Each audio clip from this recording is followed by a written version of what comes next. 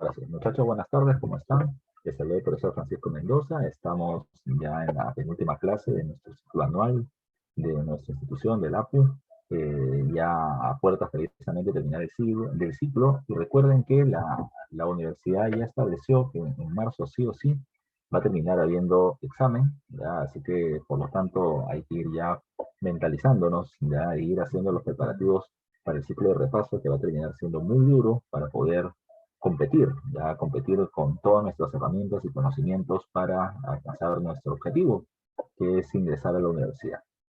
Entonces, el día de hoy tenemos que hablar de un periodo que es el primer gobierno de Alan García entre 1985 y 90 y el primer gobierno de la década en la que gobernó Fujimori entre 1990 y 95. En el último examen de admisión han venido muchas preguntas de Perú contemporáneo. Han venido preguntas de Godría, a través de una imagen. Han venido dos preguntas de Velasco, ya una sobre la reforma agraria, otra sobre sustitución de importaciones. Ha venido una pregunta sobre la Asamblea Constituyente, que después hemos visto, de Morales Bermúdez. Ha venido una pregunta de la etapa final de Fujimori y cómo manipula el proceso de los medios de prensa para poder quedarse en el gobierno en el año 2000, y hay una pregunta sobre el presidente de Toledo. O sea, ahorita que yo recuerde, y tal vez se me está escapando alguna, han habido 6 preguntas sobre el siglo XX, ¿ya? Sobre el siglo XX. De 16 preguntas, 6 preguntas sobre el siglo XX, ¿ya? Así que hay que tenerle mucho cuidado precisamente a este periodo. De este periodo Fujimori no preguntaban desde hace algunos exámenes atrás, ya han vuelto a preguntar, así que hay que tenerle cuidado, y para el siguiente examen hay que mirar mucho a Toledo. Ya ha venido sobre el TLC este examen, así que hay que recordar mucho a este presidente que podría venir para el próximo. Yo te aseguraría que vendría una pregunta de Toledo en el próximo examen, porque han despertado las alarmas, ¿ya? Así que comencemos a trabajar, ¿ya? Comencemos a trabajar. Primero, ¿ya? ¿Cómo estaba el Perú? Eso es lo primero que hay que recordar, ¿ya? Recuerda que la historia se va a terminar encargando de entender a los hechos históricos de acuerdo a su relación espacio-temporal. ¿Ya? De dónde estamos hablando, de qué periodo estamos hablando y qué sucedía, cuáles eran las condiciones sociales, políticas, económicas que le dieron paso a un determinado evento histórico. Pues bueno, no se olviden ustedes que entre el 68 y el 80 habíamos tenido el gobierno de las Fuerzas Armadas, primero con Velasco y luego con Morales Bermúdez. Recuerden que se establece un intento de industrialización ya por parte del Estado, un capitalismo de Estado con el gobierno de Velasco, y además con el sistema del ICI, ya que es lo que venía en pregunta de examen. La reforma agraria que todo el mundo exigía, pero que lamentablemente no terminaron teniendo los mejores resultados. El gobierno militar se fue desgastando, la crisis económica producto de la dependencia a los Estados Unidos que compraban nuestros minerales va a terminar generando una crisis de nuestra economía, y el gobierno de Morales Bermúdez tampoco va a terminar siendo la solución. Entre 1975 y el 80, el desgaste del gobierno militar, los paquetazos o incremento de los precios de los productos de primera necesidad de manera violenta, y las movilizaciones sociales que comenzaron a crecer, obligaron al gobierno militar a retirarse del control del Estado. Primero convocando a una asamblea constituyente que dio paso a la constitución de 1979 y luego a las elecciones de 1980. Les recordaba la clase anterior que en la Constitución del 79, pregunta de examen de admisión, se amplía la ciudadanía, haciendo de que voten también los mayores de 18 años, ya no solamente los de 21, sino de 18, inclusive los analfabetos.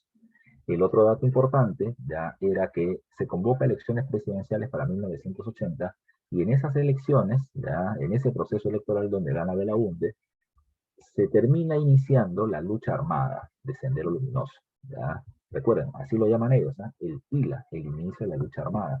Sendero Luminoso va a terminar generando la destrucción de documentación para el proceso electoral en donde ganó Belaúnde, en una pequeña localidad yacuchana llamada Chusche. Y les decía yo, cuando se le pregunta a las Fuerzas Armadas quienes resguardan el proceso electoral, ¿qué ha pasado? Bueno, la respuesta terminaba siendo propia de quien no conoce la situación, ¿ya? Y nadie la conocía en realidad. Su respuesta fue, bueno, es un grupo de personas que están en contra del retorno a la democracia. Nada más.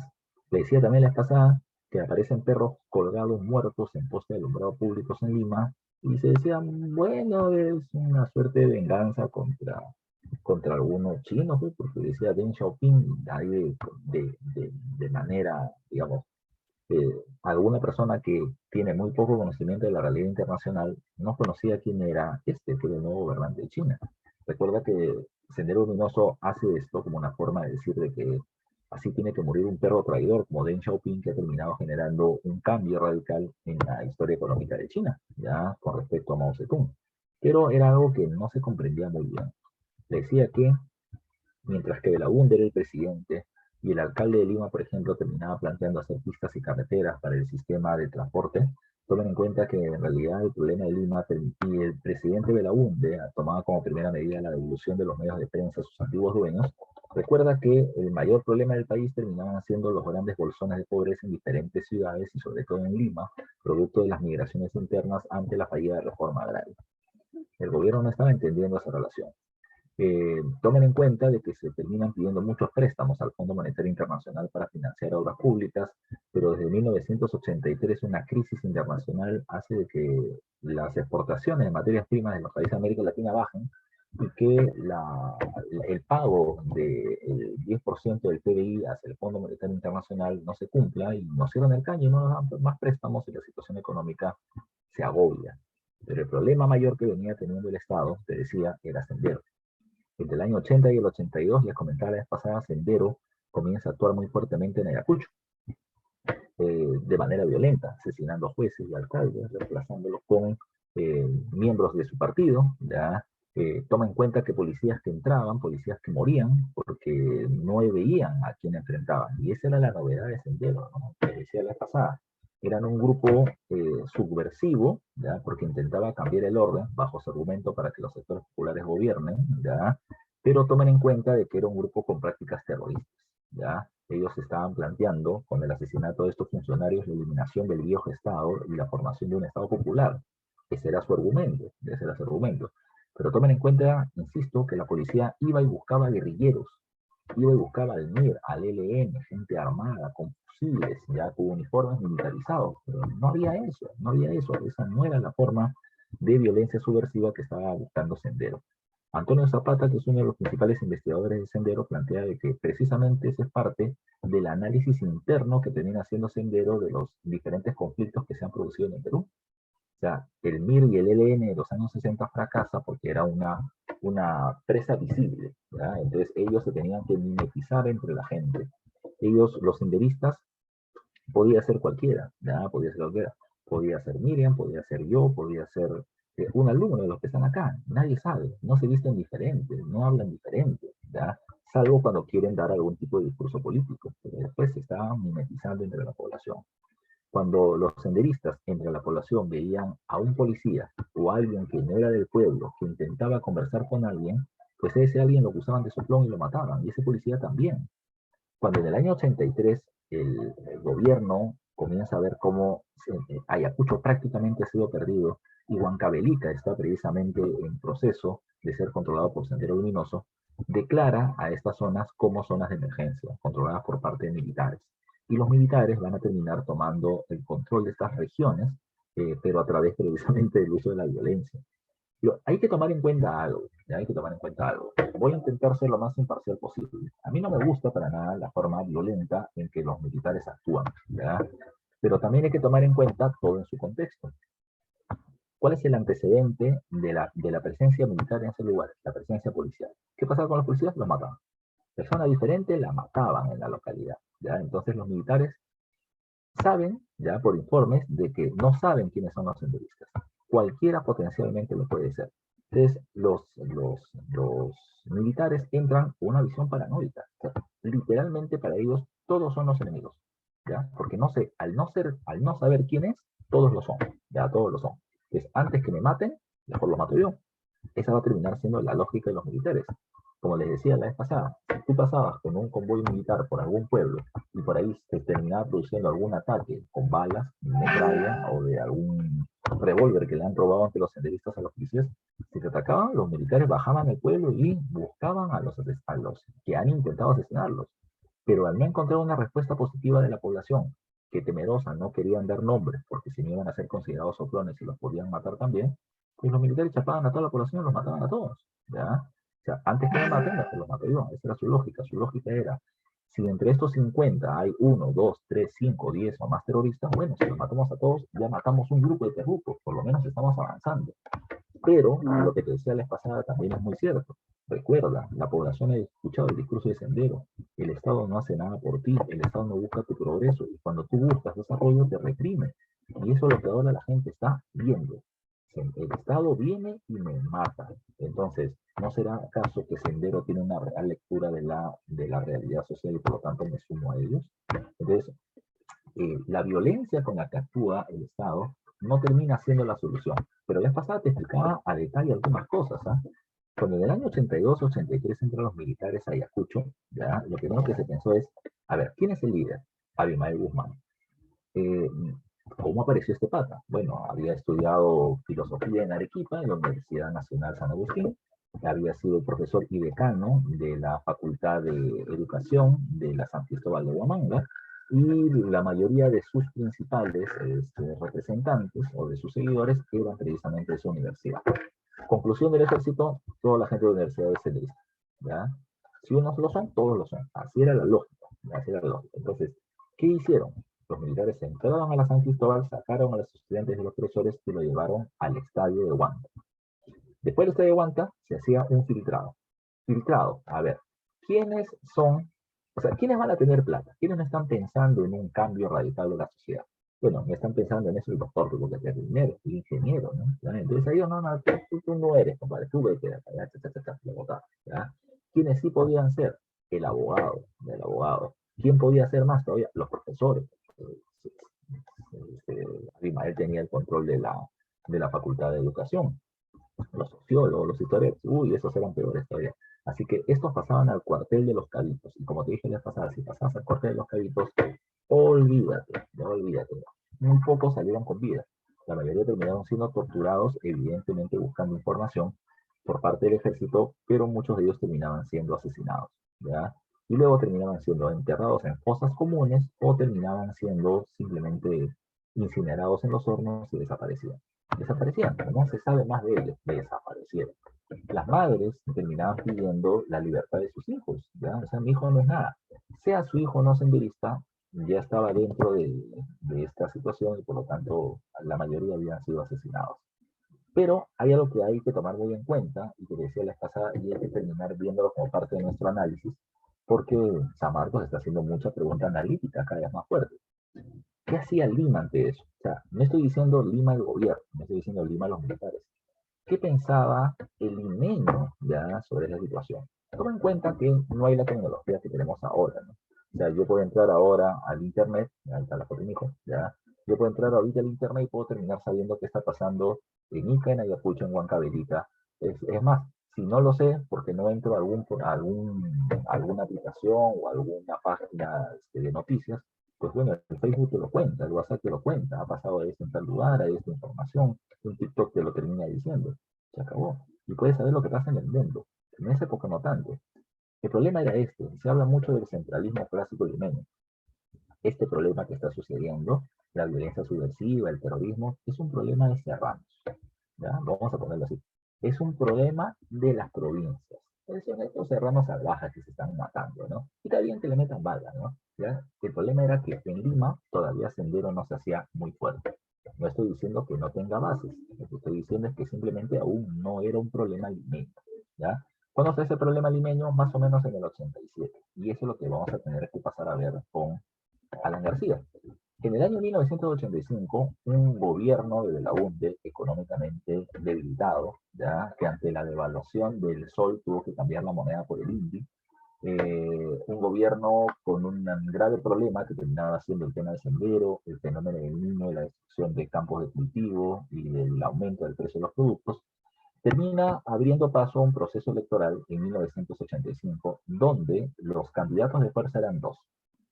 El primero era Alfonso Barrantes Lingán, alcalde de Lima de 1983, que había propuesto la campaña del vaso de leche para los niños menores de 5 años de edad, porque uno de los problemas de Lima, yo te dije, eran los altos niveles de pobreza y los altos niveles de desnutrición infantil. Entonces, con el vaso de leche se intentó aminorar los problemas de educación psicoeducativos que se podrían generar en los niños. Era un paliativo, no era una solución, pero por lo menos había intentado hacer algo. Él se presenta como dirigente de la Izquierda Unida, como la alianza de diferentes partidos de izquierda que lo mandan como candidato a la presidencia de la República. Aunque no todos, ya, aunque no todos. Pero hay que tomar en cuenta otro aspecto más. Hay que tomar en cuenta otro aspecto más.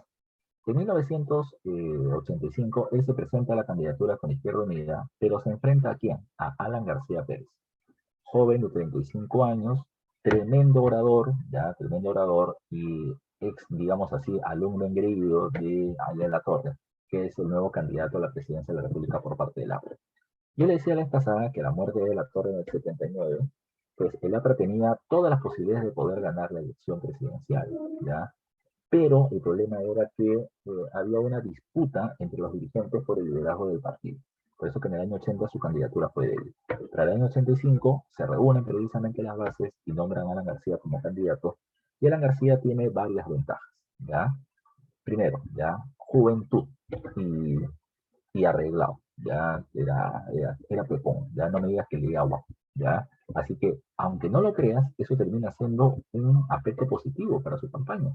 Muchas mujeres jóvenes veían en el joven y guapo Alan García con una gran capacidad oratoria y en un, ay, qué bonito, voy a votar por él. Aunque no lo creas, en el proceso electoral son varios los factores que te hacen ganar y ese es uno de ellos. No es más importante, pero uno de ellos. Lo segundo terminaba siendo su discurso, ya su discurso de carácter mesiánico. ¿A qué refiero con carácter mesiánico? Hay una frase de la candidatura de Alan García y la frase es: solo el APRA salvará al Perú, ¿ya? Profesor, ¿cómo es eso de que solo el APRA salvará al Perú? ¿Ya? A ver, cuando hablamos de que solo el APRA salvará el Perú, esa no es una frase nueva, es una frase antigua, ¿ya? Del partido aprista. Lo que ellos querían decir era esto, ¿no? Por el gobierno peruano han pasado diferentes grupos, han pasado militares y civiles, gobiernos autoritarios y democráticos, han pasado defensores de los hacendados, de la burguesía, de la clase media, han pasado militares de derecha, militares reformistas y nadie ha terminado generando el desarrollo que el Perú requiere. En cambio, el APRA, ya que es un partido de 60 años de experiencia, ya, y de expectativa con buscar llegar al gobierno, nunca ha llegado al gobierno, nunca se nos ha permitido. Un momentito, por favor.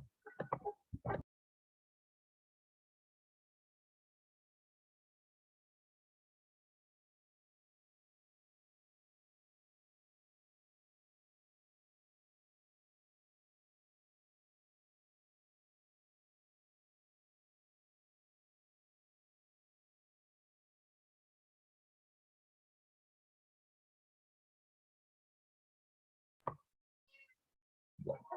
Entonces muchachos, permítame un rato estar sin cámara, por favor, ¿ya? Te decía, eh, Alan García va a terminar planteando eso. Han pasado todos los tipos de gobierno en el país y pues le corresponde al APRA, porque solo el APRA puede sacar al Perú de la crisis en la que se encuentra.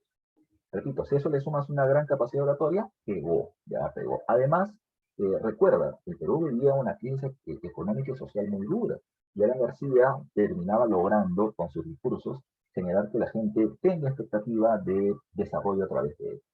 Además, Alan García venía teniendo el respaldo, no Alan García, el APRA. El APRA tenía un respaldo de las Fuerzas Armadas porque ahí había hecho un pacto antes con Morales Bermúdez.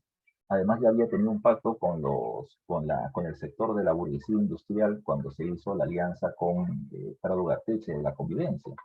Alan García en su candidatura va a tener el apoyo de los empresarios más poderosos del país a través de los llamados 12 apóstoles, por si acaso. ¿Quiénes eran los 12 apóstoles? El nombre lo dio la prensa, ¿por qué? Porque eran los 12 empresarios más poderosos del país y Alan García, como terminaba teniendo un discurso mesiánico, se hacía ver como si fuera el Mesías, ¿no? El de Jesucristo que iba a terminar sacándonos de la crisis. Así que los 12 apóstoles eran sus seguidores. ¿Qué pasó? Tenemos un acompañante en la clase. ¿Qué pasó? ¿Ya? ¿Qué pasó? Alan García, tenía el apoyo de Dionisio Romero, dueño del Banco de Crédito, ¿ya? Tenía el apoyo de los hermanos Picasso, dueños del Banco Latino, que ahora ya no existe. Tenía el apoyo de los hermanos Grecia, que eran dueños del Banco Continental y que además de eso eran dueños de TASA, de la empresa pesquera más grande del planeta, que es peruana. Además, tenía como aliado a los hermanos Eduardo Parker. Uno era dueño del Canal 5 y el otro era dueño de Radio Programas del Perú. tenía el apoyo de Baruch Pictures, dueño del Canal 2 y de Colchones Paraíso, que financiaron la campaña de Alan García, y esto no se hace de gratis, pues esto es política. Cuando yo termino apoyando a un candidato es porque algo me está ofreciendo, y Alan García les planteaba abiertamente que ellos iban a terminar siendo la base del desarrollo económico del país. Bueno, con todo eso, Alan García y Barrantes son los candidatos a la presidencia, y en primera vuelta Alan García obtiene 48% de los votos. 48. Barrantes llega creo que al 24 o 25, no pasa de ese nivel. Y cuando se tenía que hacer una segunda vuelta, porque de acuerdo a la Constitución del 79 ganaba el que tuviera 50% más uno de los votos, Alfonso Barrantes dijo, yo no me voy a presentar a la segunda vuelta. A Alan García le falta muy poco para poder ganar y por lo tanto sería absurdo que el Perú gaste dinero en una segunda vuelta que ya tiene un claro vencedor. Barrantes se retira y Alan García asume la presidencia de la República.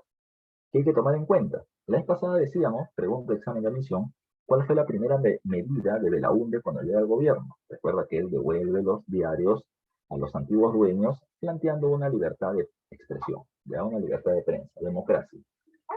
Pero cuando Alan García llega al gobierno, ¿cuál es su primera medida? La que está en el punto 2 de estas medidas económicas.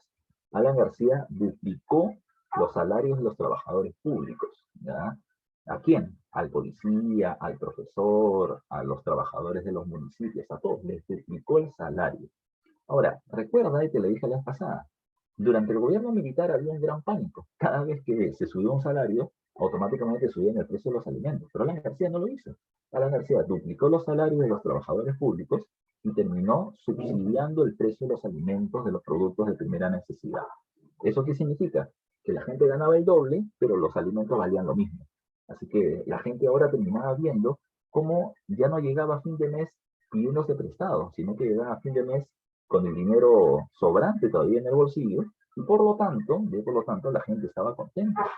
Entre el año 85 y 1987, Alan García va a terminar gobernando, ya va a terminar teniendo una gran aprobación de su gobierno que no baja del 70% en sus 2 primeros años. Repito, porque la gente tenía dinero en el bolsillo por estas medidas. Ahora, ¿cómo se define? Y eso hay que tomarlo en cuenta. ¿Cómo se define económicamente las medidas de Alan García? Alan García es un presidente que tiene una propuesta económica liberal, pero heterodoxa. No es como Belaúnde, que es liberal ortodoxo, que sigue al pie de la letra las medidas del liberalismo, no poca intervención del Estado en la economía, no subsidios, promoción de la inversión privada. Ahora, ¿cómo es el caso de Alan García? Alan García tiene una economía mixta, vamos a llamarlo así. Número uno, es liberal en la medida de que permite la inversión privada, nacional y extranjera, no hay problema para eso, ¿ya?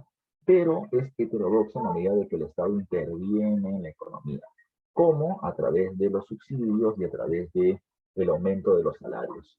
Los economistas, ¿ya? Los economistas independientes le decían a Alan García, señor, tiene que tener mucho cuidado con lo que usted está planteando.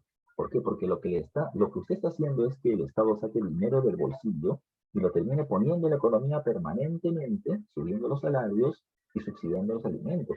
Pero no es porque el Estado tenga más dinero, simplemente porque usted está sacando dinero del bolsillo. En algún momento esa plata se va a acabar. ¿Y qué se va a hacer? Alan García, que se creía que sabía todo, y ese era uno de sus grandes defectos, planteaba lo siguiente. Él decía, no, no es así. Lo que yo estoy generando es un incremento del consumo interno. Ese era su planteamiento. ¿Ya?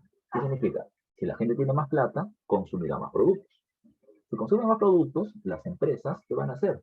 Van a terminar teniendo la obligación de producir más y por lo tanto generar más puestos de trabajo. Esa empresa que produce y que vende más, tiene más ingresos y pagará más impuestos, con lo cual el Estado recupera su dinero. La gente compra y al comprar va a terminar pagando impuestos. Y la gente que no use su dinero lo va a terminar ahorrando para formar seguramente una pequeña empresa o terminar construyendo su casa. Y al final siempre el Estado va a terminar recuperando su plata. Esa era su propuesta, pero no fue ese el resultado. Te explico, otra más. Alan García, no te olvides, tenía el apoyo de los dos apóstoles, ¿no? Cuando Alan García está en el gobierno, él termina aplicando algo llamado con el nombre del dólar MUC, ¿ya? Que está también ahí en la diapositiva. ¿Cómo es eso del, ¿Cómo es eso del dólar MUC? ¿Ya? ¿Cómo es eso del dólar MUC? A ver, te explico, sigamos trabajando. ¿Cómo es ese del dólar MUC? El Estado peruano, ya el Estado peruano recibía de los Estados Unidos dólares a bajo precio. Ya, recuerden eso, ¿eh? El Estado peruano recibía de los Estados Unidos dólares a bajo precio. Entonces, ¿qué hacía el gobierno peruano? ¿Ya? Los dólares que circulaban en el país era porque los vendían los bancos. Ya estaba el llamado dólar bancario que ahora existe. Entonces, el banco te decía, mira, yo te vendo un dólar, vamos a poner así por 4 soles 10, vamos a poner un precio cualquiera, ¿ya? Pero el gobierno terminaba teniendo dólares directamente de los Estados Unidos y decía, bueno, a mí me cuesta 3 soles 50. A ver, los grandes empresarios que han apoyado al gobierno, ¿qué van a hacer? A ver, Dionisio Romero, dime una propuesta de negocio. Mira, yo tengo tierras en el norte, en Piura, ¿ya? Pero me falta dinero para hacerlas productivas. Ya, perfecto.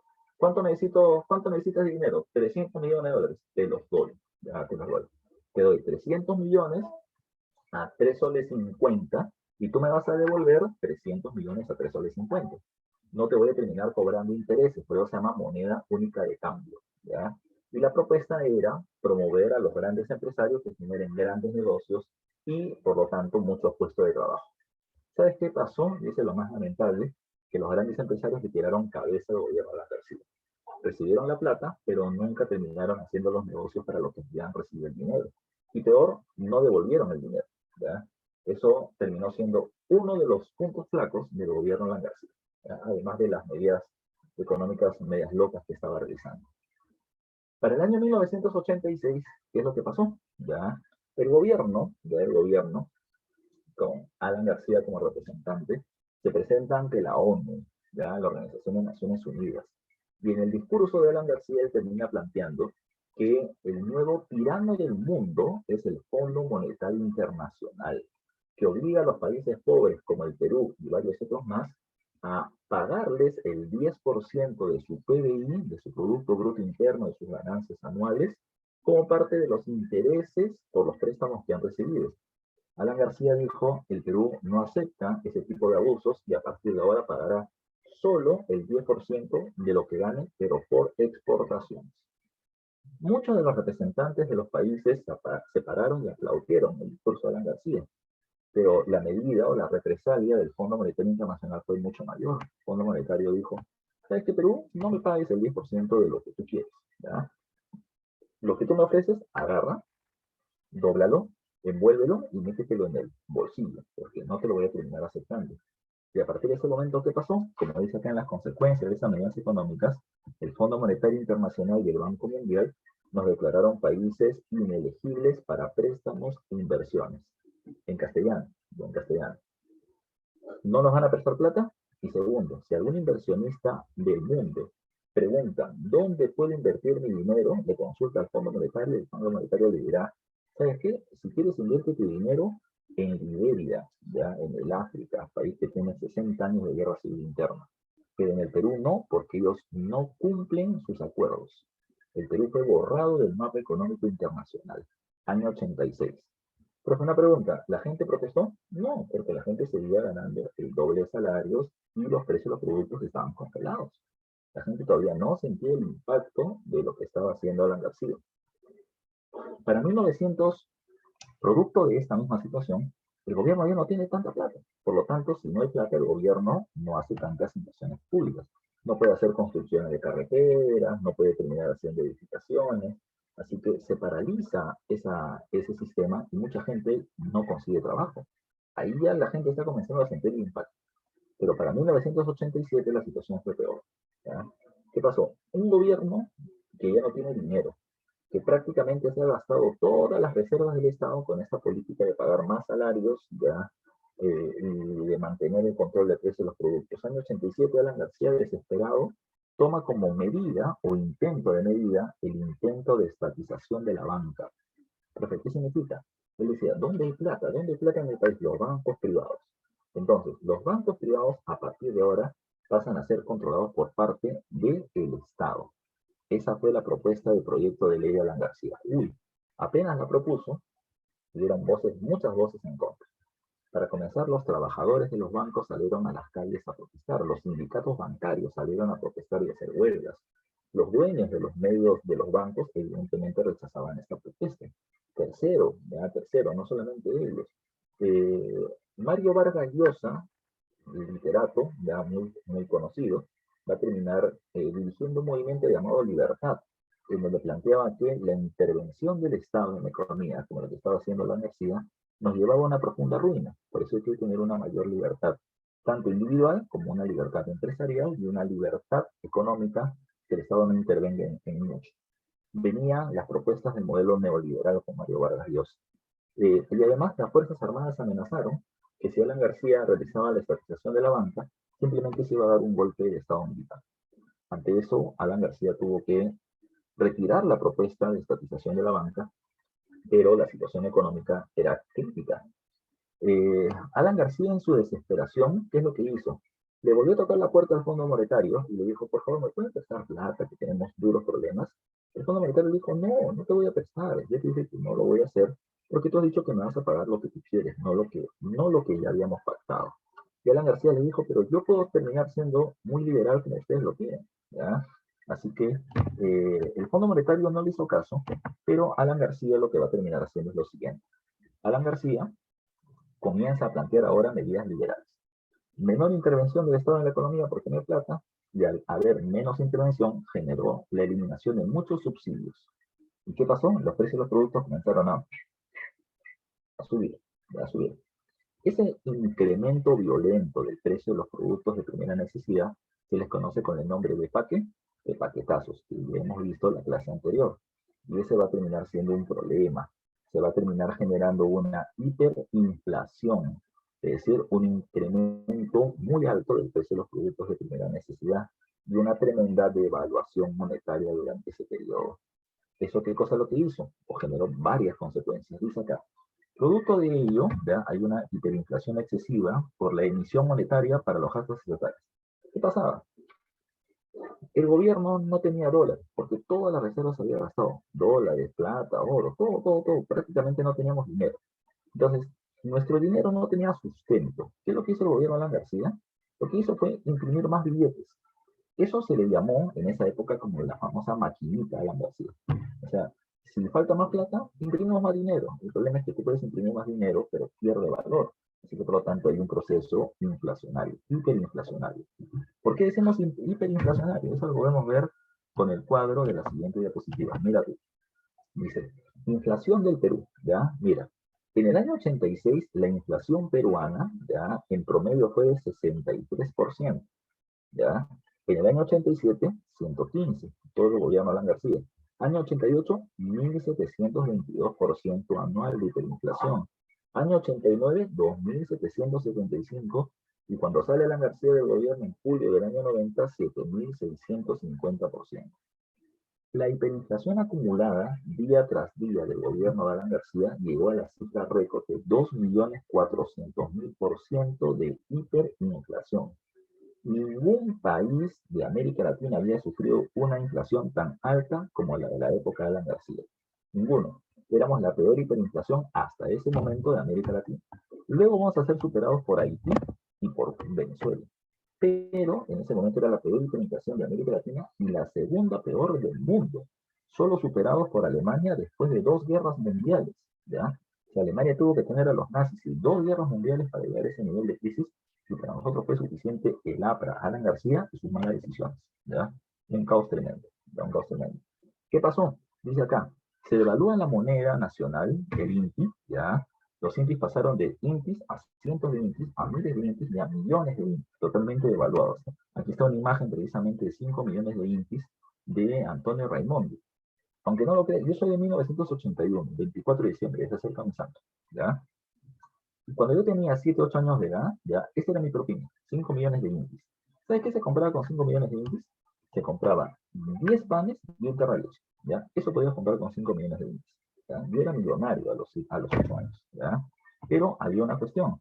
Profe, una pregunta. ¿Un niño de 8 años está pensando en con su propina comprar 10 panes y un terra de leche? Evidentemente que no. Ya un niño está pensando en esa edad comprar caramelos, dulces, etc. Pero lo que pasa es que yo sí me acuerdo de eso porque mi papá me daba mi propina de 5 millones de INTIs y luego me llevaba a la tienda. Y decía, hijo, ya, escógete un chocolate, yo te lo voy a comprar. Ya, cogía un chocolate y me decía, ¿me puedes prestar tu propina? Y me explicaba explicaba pues, que no teníamos plata, porque la situación económica estaba dura, ¿ya? Y él me decía, me vas a prestar tu plata y tú vas a alimentar a la familia, ¿ya? Con tu plata vamos a comprar cosas para la casa. Y compramos 10 pan y un carro de leche, yo me acuerdo muy clarito de eso, ¿ya?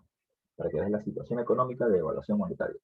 La gente recibía su salario, yo recuerdo, eso, mi viejo era obrero, no, mi viejo era empleado en una empresa. Y cuando cobraba a fin de mes, mi viejo iba siempre a cobrar con una bolsa, unas bolsas con unos maletines como si fuera para fútbol, unos maletines largos. Y ahí le daban su salario. Billetes sobre billetes que iban perdiendo valor, ni para monopolio servía.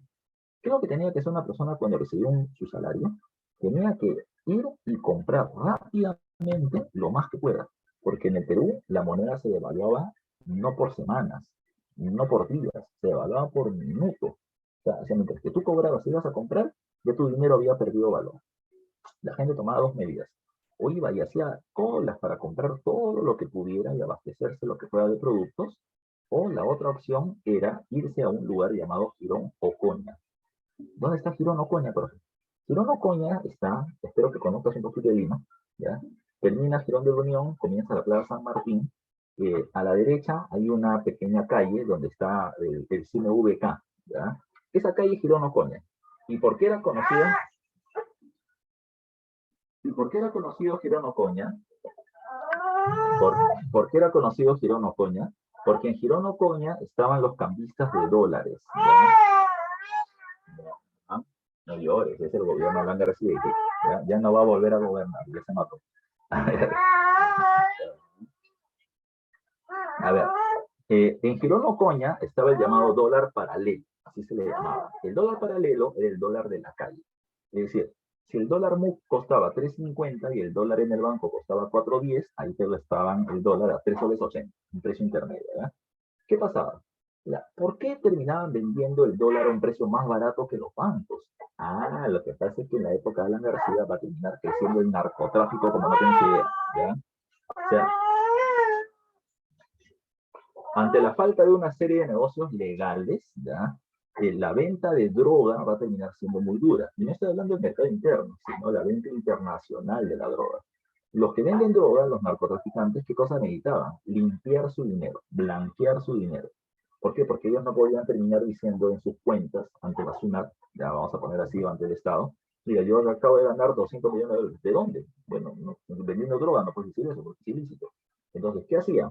Ellos terminaban vendiendo dólares, ya vendiendo dólares. ¿Y qué es lo que hacían ahí? Yo agarro tus indies que nadie lo quiere y te los compro, a ver, 3,80 soles, ya, 3,80, te pago yo $1 por eso.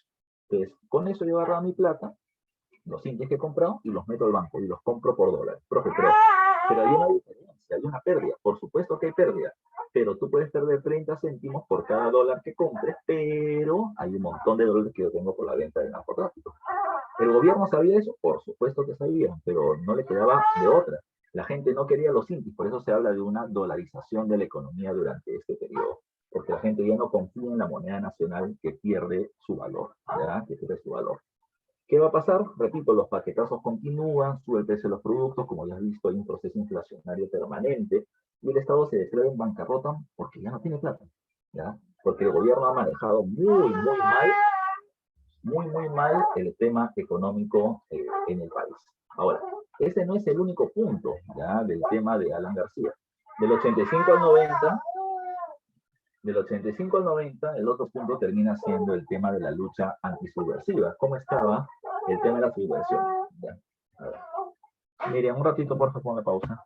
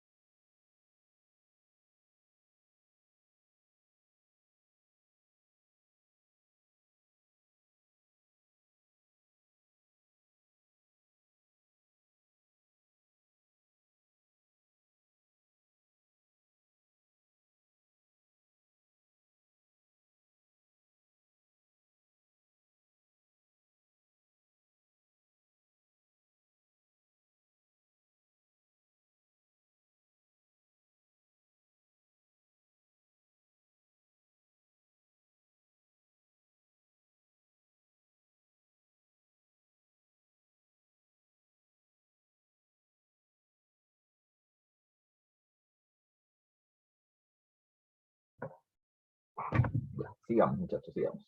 Te decía, ya te decía. Producto de todo esto, ¿qué pasaba con el tema antisubversivo?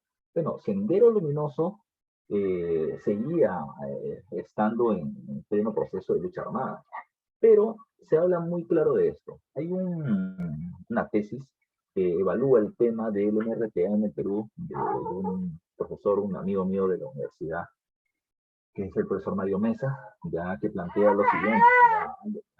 No sufras, ya Alan García ya murió. Ya. Entonces, ¿qué pasó? Él plantea que la forma violenta en la que actúa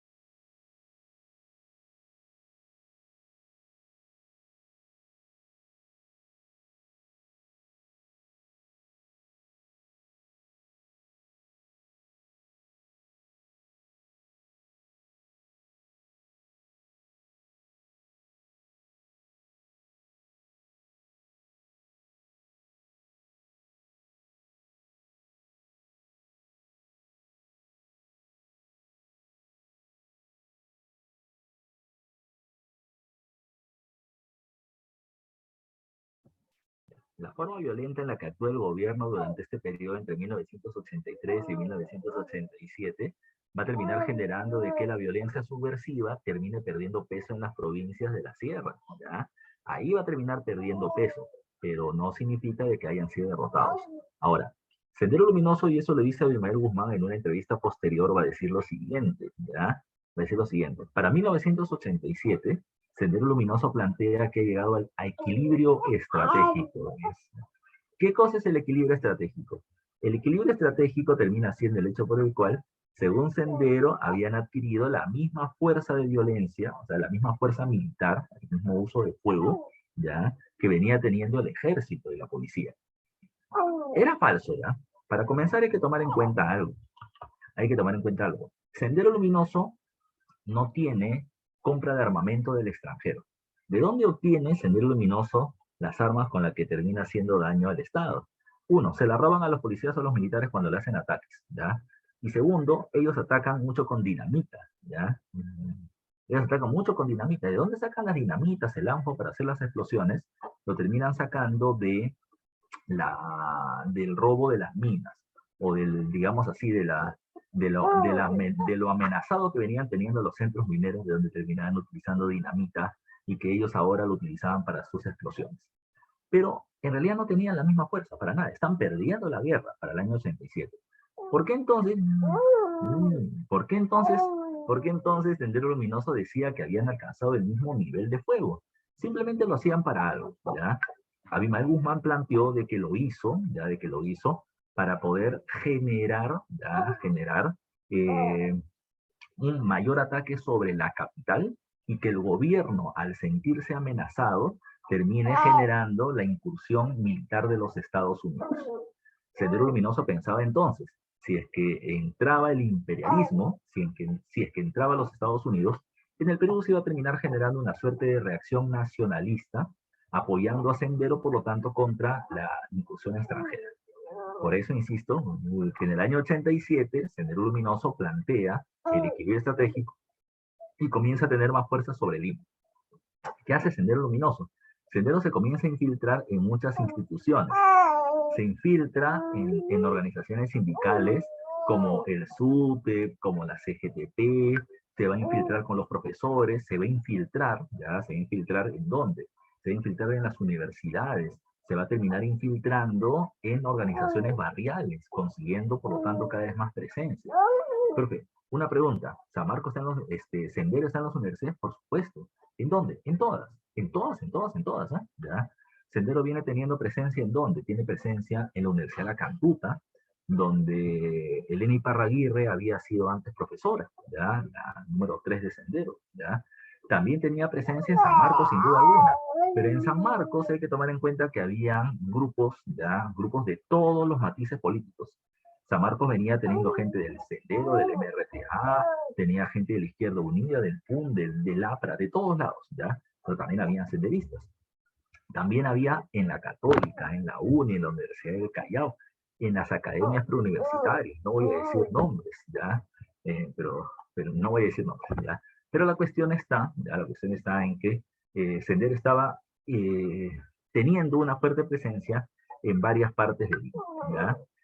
Profesor, una pregunta, los barrios, los distritos también, ¿ya? ¿Quiere que diga qué distritos eran rojos? ¿Qué distritos tenía o se consideraban como distritos donde había fuerte influencia Sendero? Bueno, a ver, vamos de norte a sur, ¿ya? Comas, Independencia, San Martín de Porres, ¿ya? Esos eran rojos, ¿ya? De sur a norte, Villa María, Villa El Salvador, San Juan de Miraflores, rojos, ¿ya? ¿Quieres que te diga quiénes eran más rojos? Santa Anita, ¿ya? Santa Anita. Tebitarte, Huaycán, más rojo todavía. Y más rojo que todos esos, el Agustino, ¿ya? El Agustino. Ese terminaba siendo el más rojo de todos, ¿ya? Eran barrios considerados como barrios sí, ligados a Sendero. Profe, el Rima en la parte del Cerro San Cristóbal. Yo recuerdo muy bien a esa edad que había algo, ¿no? Habían a cada rato apagones. O sea, tú estabas en tu casa y ¡pum! Sonaba a lo lejos una explosión y que es que el Sendero se había tumbado una torre de energía eléctrica y había apagón en Lima, ¿ya? O se habían terminado, habían atacado con un coche bomba alguna embajada, alguna agencia bancaria, y estos ataques eran propios de ese periodo, ¿ya? Ahora, ¿qué cosa es lo que pasó? ¿Ya? ¿Qué cosa es lo que pasó? Mira, para el año, producto de toda esta violencia con la que Sendero estaba actuando, lo que va a terminar pasando es lo siguiente. Mira tú, ¿qué medida terminó tomando el gobierno de Alan García? Número uno, terminó creando la Policía Nacional del Perú. La Policía Nacional del Perú. ¿Qué es la Policía Nacional? Antes no existía Policía Nacional. Antes existía Guardia Republicana, Guardia Civil y Policía de Investigaciones. Pero ahora se fusionó a las tres en algo llamado como Policía Nacional. Dentro de la Policía Nacional se va a terminar creando el GEIN, el Grupo Especial de Inteligencia, ¿ya? De la policía. Y ese grupo del GEIN es el que se va a terminar encargando de ir conociendo a Sendero y ver cómo capturar a sus líderes. Te explico una de las medidas más eficientes que tuvieron. Como Sendero se había infiltrado en muchas universidades, ¿qué pasaba? En universidades como San Marcos había mucho migrante provinciano, o sea, mucho estudiante de altísima calidad de provincia que venía y se preparaba en alguna academia o que ya venía preparándose de su provincia y venía y postulaba e ingresaba a Sendero, o ingresaba a San Marcos. Pero cuando ingresaba a San Marcos había un problema, no conoce a nadie, ya no conoce a nadie. Entonces es alguien nuevo ya en la universidad. Entonces, ¿qué pasaba? Ellos se alquilaban, si tenían algo de plata, se alquilaban un pequeño cuarto para poder estar cerca de la universidad y estudiar. Pero los senderistas los captaban, ya los captaban. ¿Por qué? Porque ellos son alguien nuevo en la ciudad, entonces la gente, el joven, busca ser parte de algo. Entonces Sendero les decía, bueno, mira, yo te doy el comedor universitario para que almuerces, cenes y desayunes, te conviertas en gusano, como se le llama en la universidad, para que termines teniendo acceso a la vivienda universitaria y que además de eso seas parte de las luchas, ya para un nuevo estado donde tú puedes terminar siendo parte de él. La gente se dejaba seducir, ¿ya? Por las propuestas. Entonces, ¿tú qué hacías? Bueno, a ti te daban solamente un grupo de volantes y tú tenías que ir a las calles y repartir volantes a favor de Sendero, por un paro armado o alguna acción que ellos querían realizar.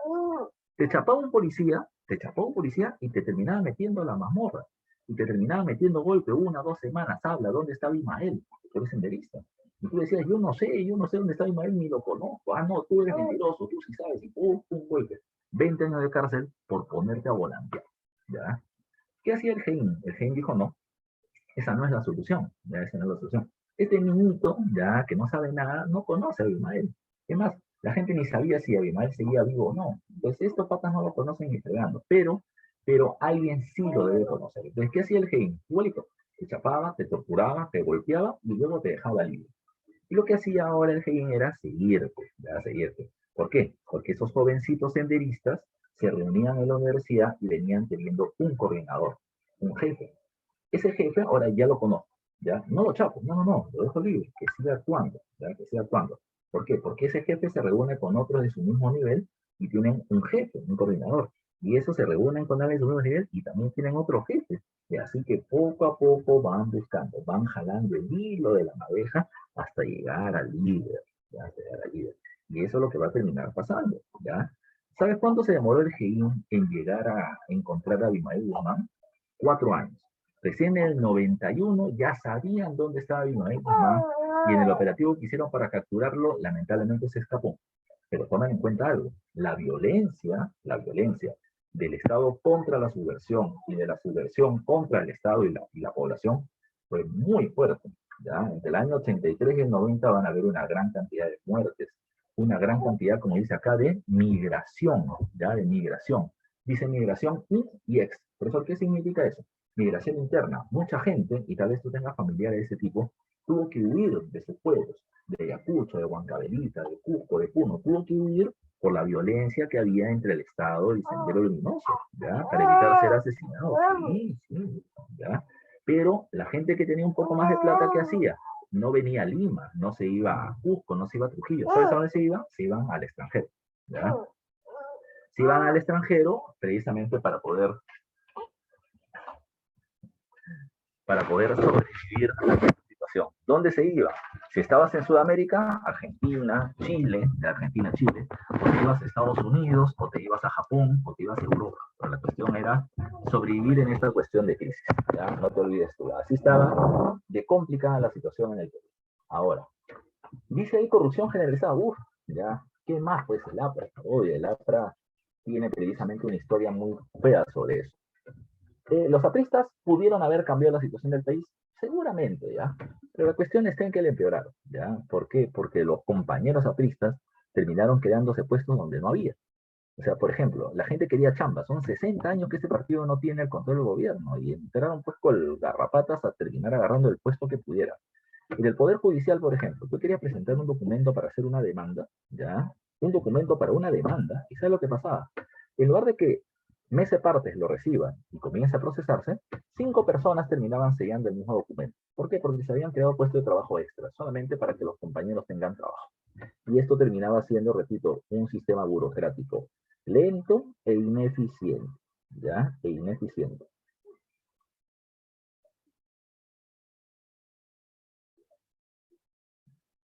Ahora, ¿qué más? ¿Ya? ¿Qué más hay que tomar en consideración? ¿Ya?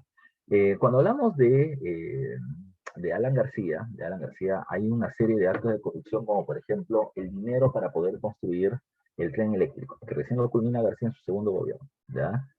El italiano que se encargó de este negocio, no creo su nombre, su apellido era Siracusa, luego en un proceso judicial va a terminar denunciando de que él terminó recibiendo coimas directamente de Alan García, o que él tuvo que dar coimas a Alan García, para que se pueda hacer precisamente este negocio, y ante la falta de pagos del Estado es que no se terminó culminando la construcción del tren.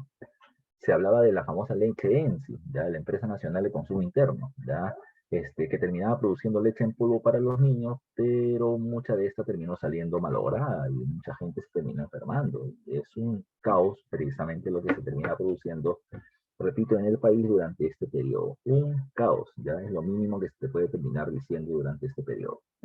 Bueno, acaba el gobierno de Alan García con una situación de crisis extrema. Y lo que todo el mundo pensaba es que quien iba a ser electo presidente era Mario Vargas Llosa. Mario Vargas Llosa terminó siendo el ejemplo de cómo no debe alguien ser candidato a la presidencia. Él fue candidato desde 1987, desde que se opuso a la estatización de la banca, y va a ser candidato hasta 1990, en que asume el control del gobierno. Disculpen, en que se produce la elección presidencial. ¿Por qué es un mal ejemplo de candidato? Porque uno, los candidatos no pueden estar tanto tiempo bajo los reflectores, porque van a terminar viendo todo de ti, y por lo tanto van a terminar viendo lo positivo, pero sobre todo va a terminar saliendo a reducir por tus opositores lo negativo.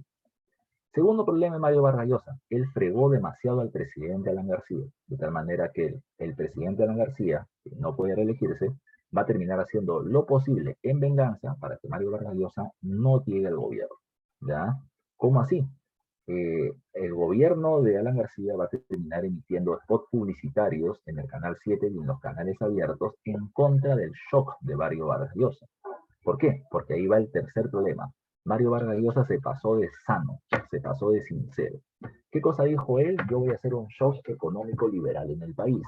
¿Qué implicaba eso? Primera medida, las empresas del Estado terminan siendo ineficientes. Entonces, ¿qué vamos a hacer? Vamos a terminar vendiéndolas, ¿ya? A empresarios, sean nacionales o extranjeros. Este es un proceso de privatización, ¿ya?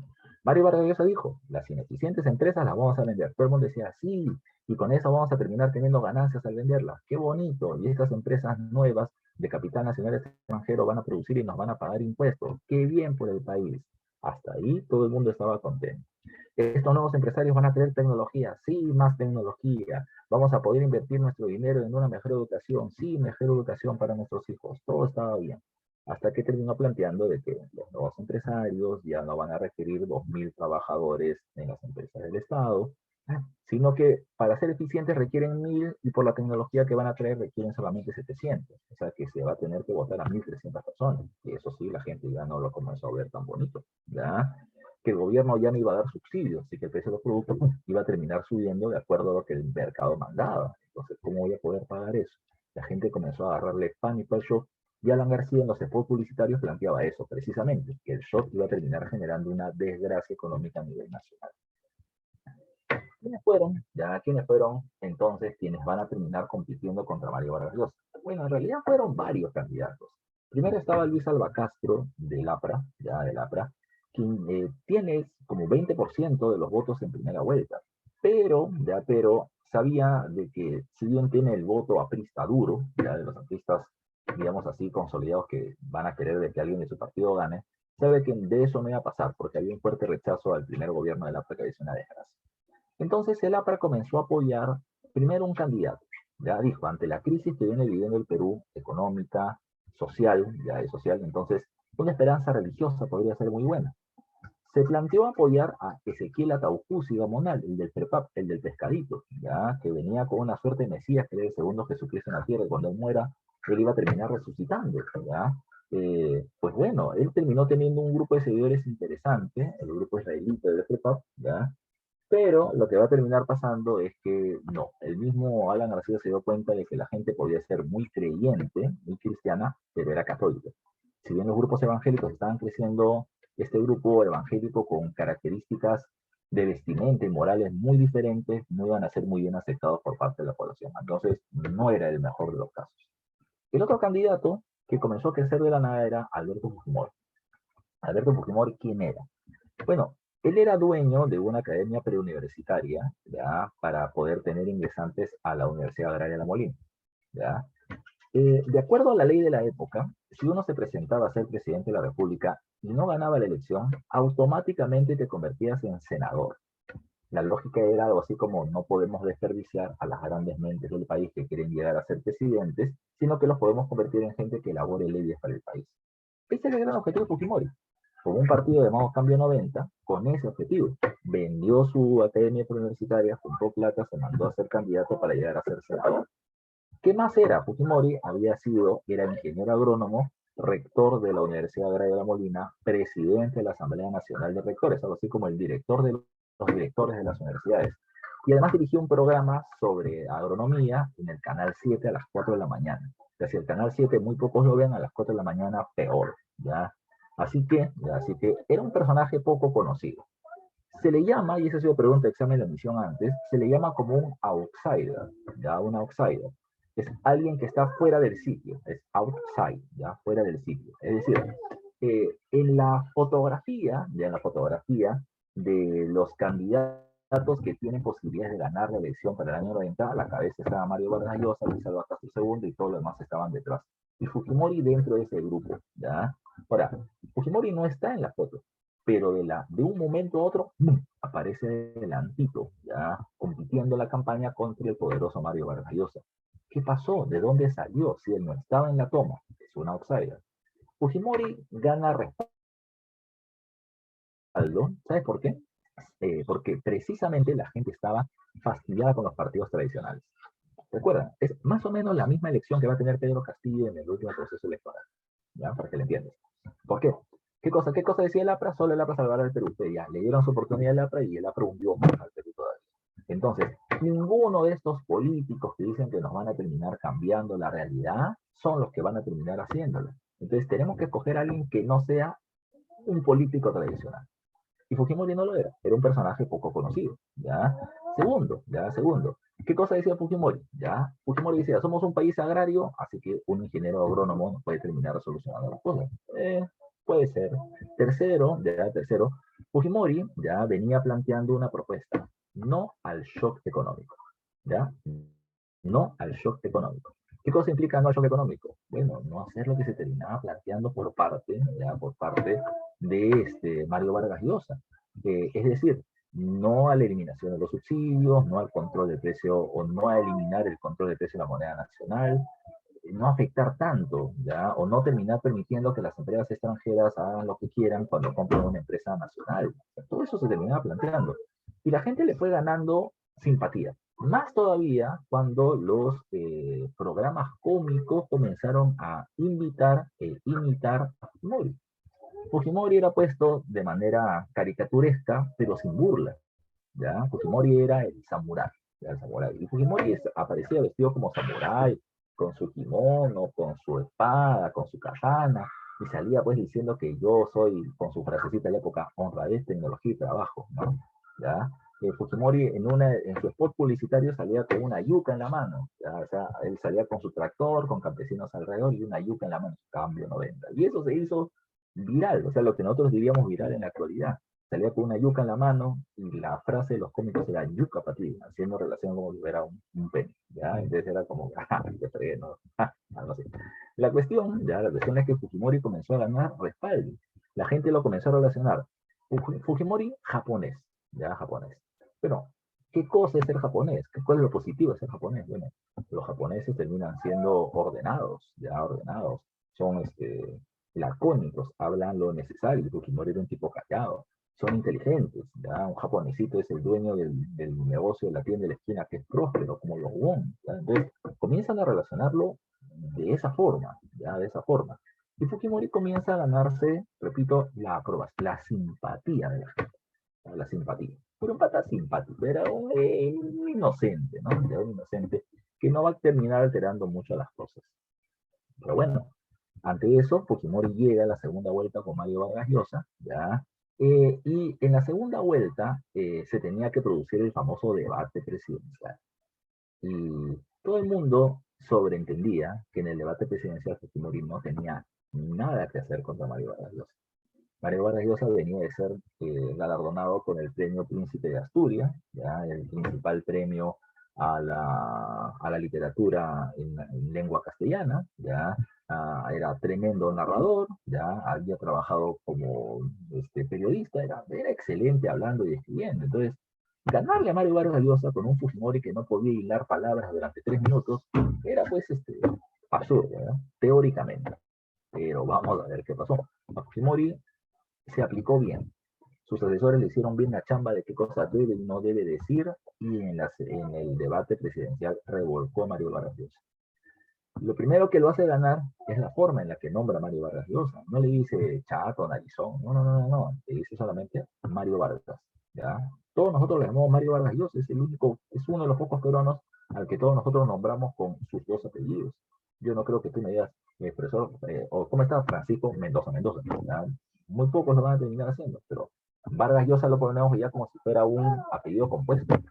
Fujimori de frente, Mario Vargas nada más, ¿ya? Mario Vargas. Así lo comenzó a tratar en el debate. Y lo bajoneó, le molestó a Mario Vargas y eso lo desequilibró. Segundo, Fujimori hablaba del shock y los problemas sociales que iba a terminar generando y que él no los iba a aplicar de esa forma. La gente le guardaba aprobación. Y lo tercero, el punto fundamental del debate para Fujimori, fue presentar la portada de lo que el día siguiente el diario Ojo iba a terminar poniendo. En la portada, el diario dijo de decir, Mario Vargas Llosa arrasó con Fujimori, ¿ya? Tiene las mejores propuestas y debe ser el presidente de la República. Fujimori terminó sacando Esto es lo que el diario Ojo va a sacar el día de mañana. ¿Qué significa esto? Que Mario Vargas Llosa tiene la aprobación y el control de los medios de prensa, ¿ya? No deben dejarse mentir por él, ¿ya? Porque además a él lo apoyan la gente con plata, la gente rica. Y eso va a terminar haciendo que al día siguiente, cuando salió esa nueva portada, la gente diga, es verdad, los ricos están con Mario Vargas Llosa y no les interesa el pueblo. Peor todavía cuando Mario Vargas Llosa, para la elección presidencial, hizo una alianza llamada FREDEMO, Frente Democrático, en apoyo con Acción Popular y el PPC, los partidos tradicionales que la gente no confiaba. ¿Quién apoyó a Fujimori?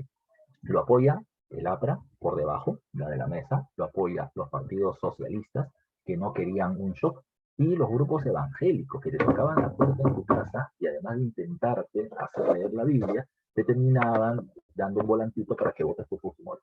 ¿Ya? Fujimori gana la elección de 1990, repito, un outsider ganó la elección, y entre que él ganó en abril y va a ser presidente en julio, Fujimori va a estar de gira internacional, ¿ya? Apoyado por Estados Unidos y Japón, ¿ya? Para terminar respaldando las medidas económicas que él debía hacer. ¿Qué cosa debía hacer? No sabía. Fujimori no había candidato para ganar. Ganó porque Dios es grande, ¿ya? Porque la Virgen María se le apareció, ¿ya? Pero ahora muchos hablan de algo llamado como el Plan Verde, ¿ya?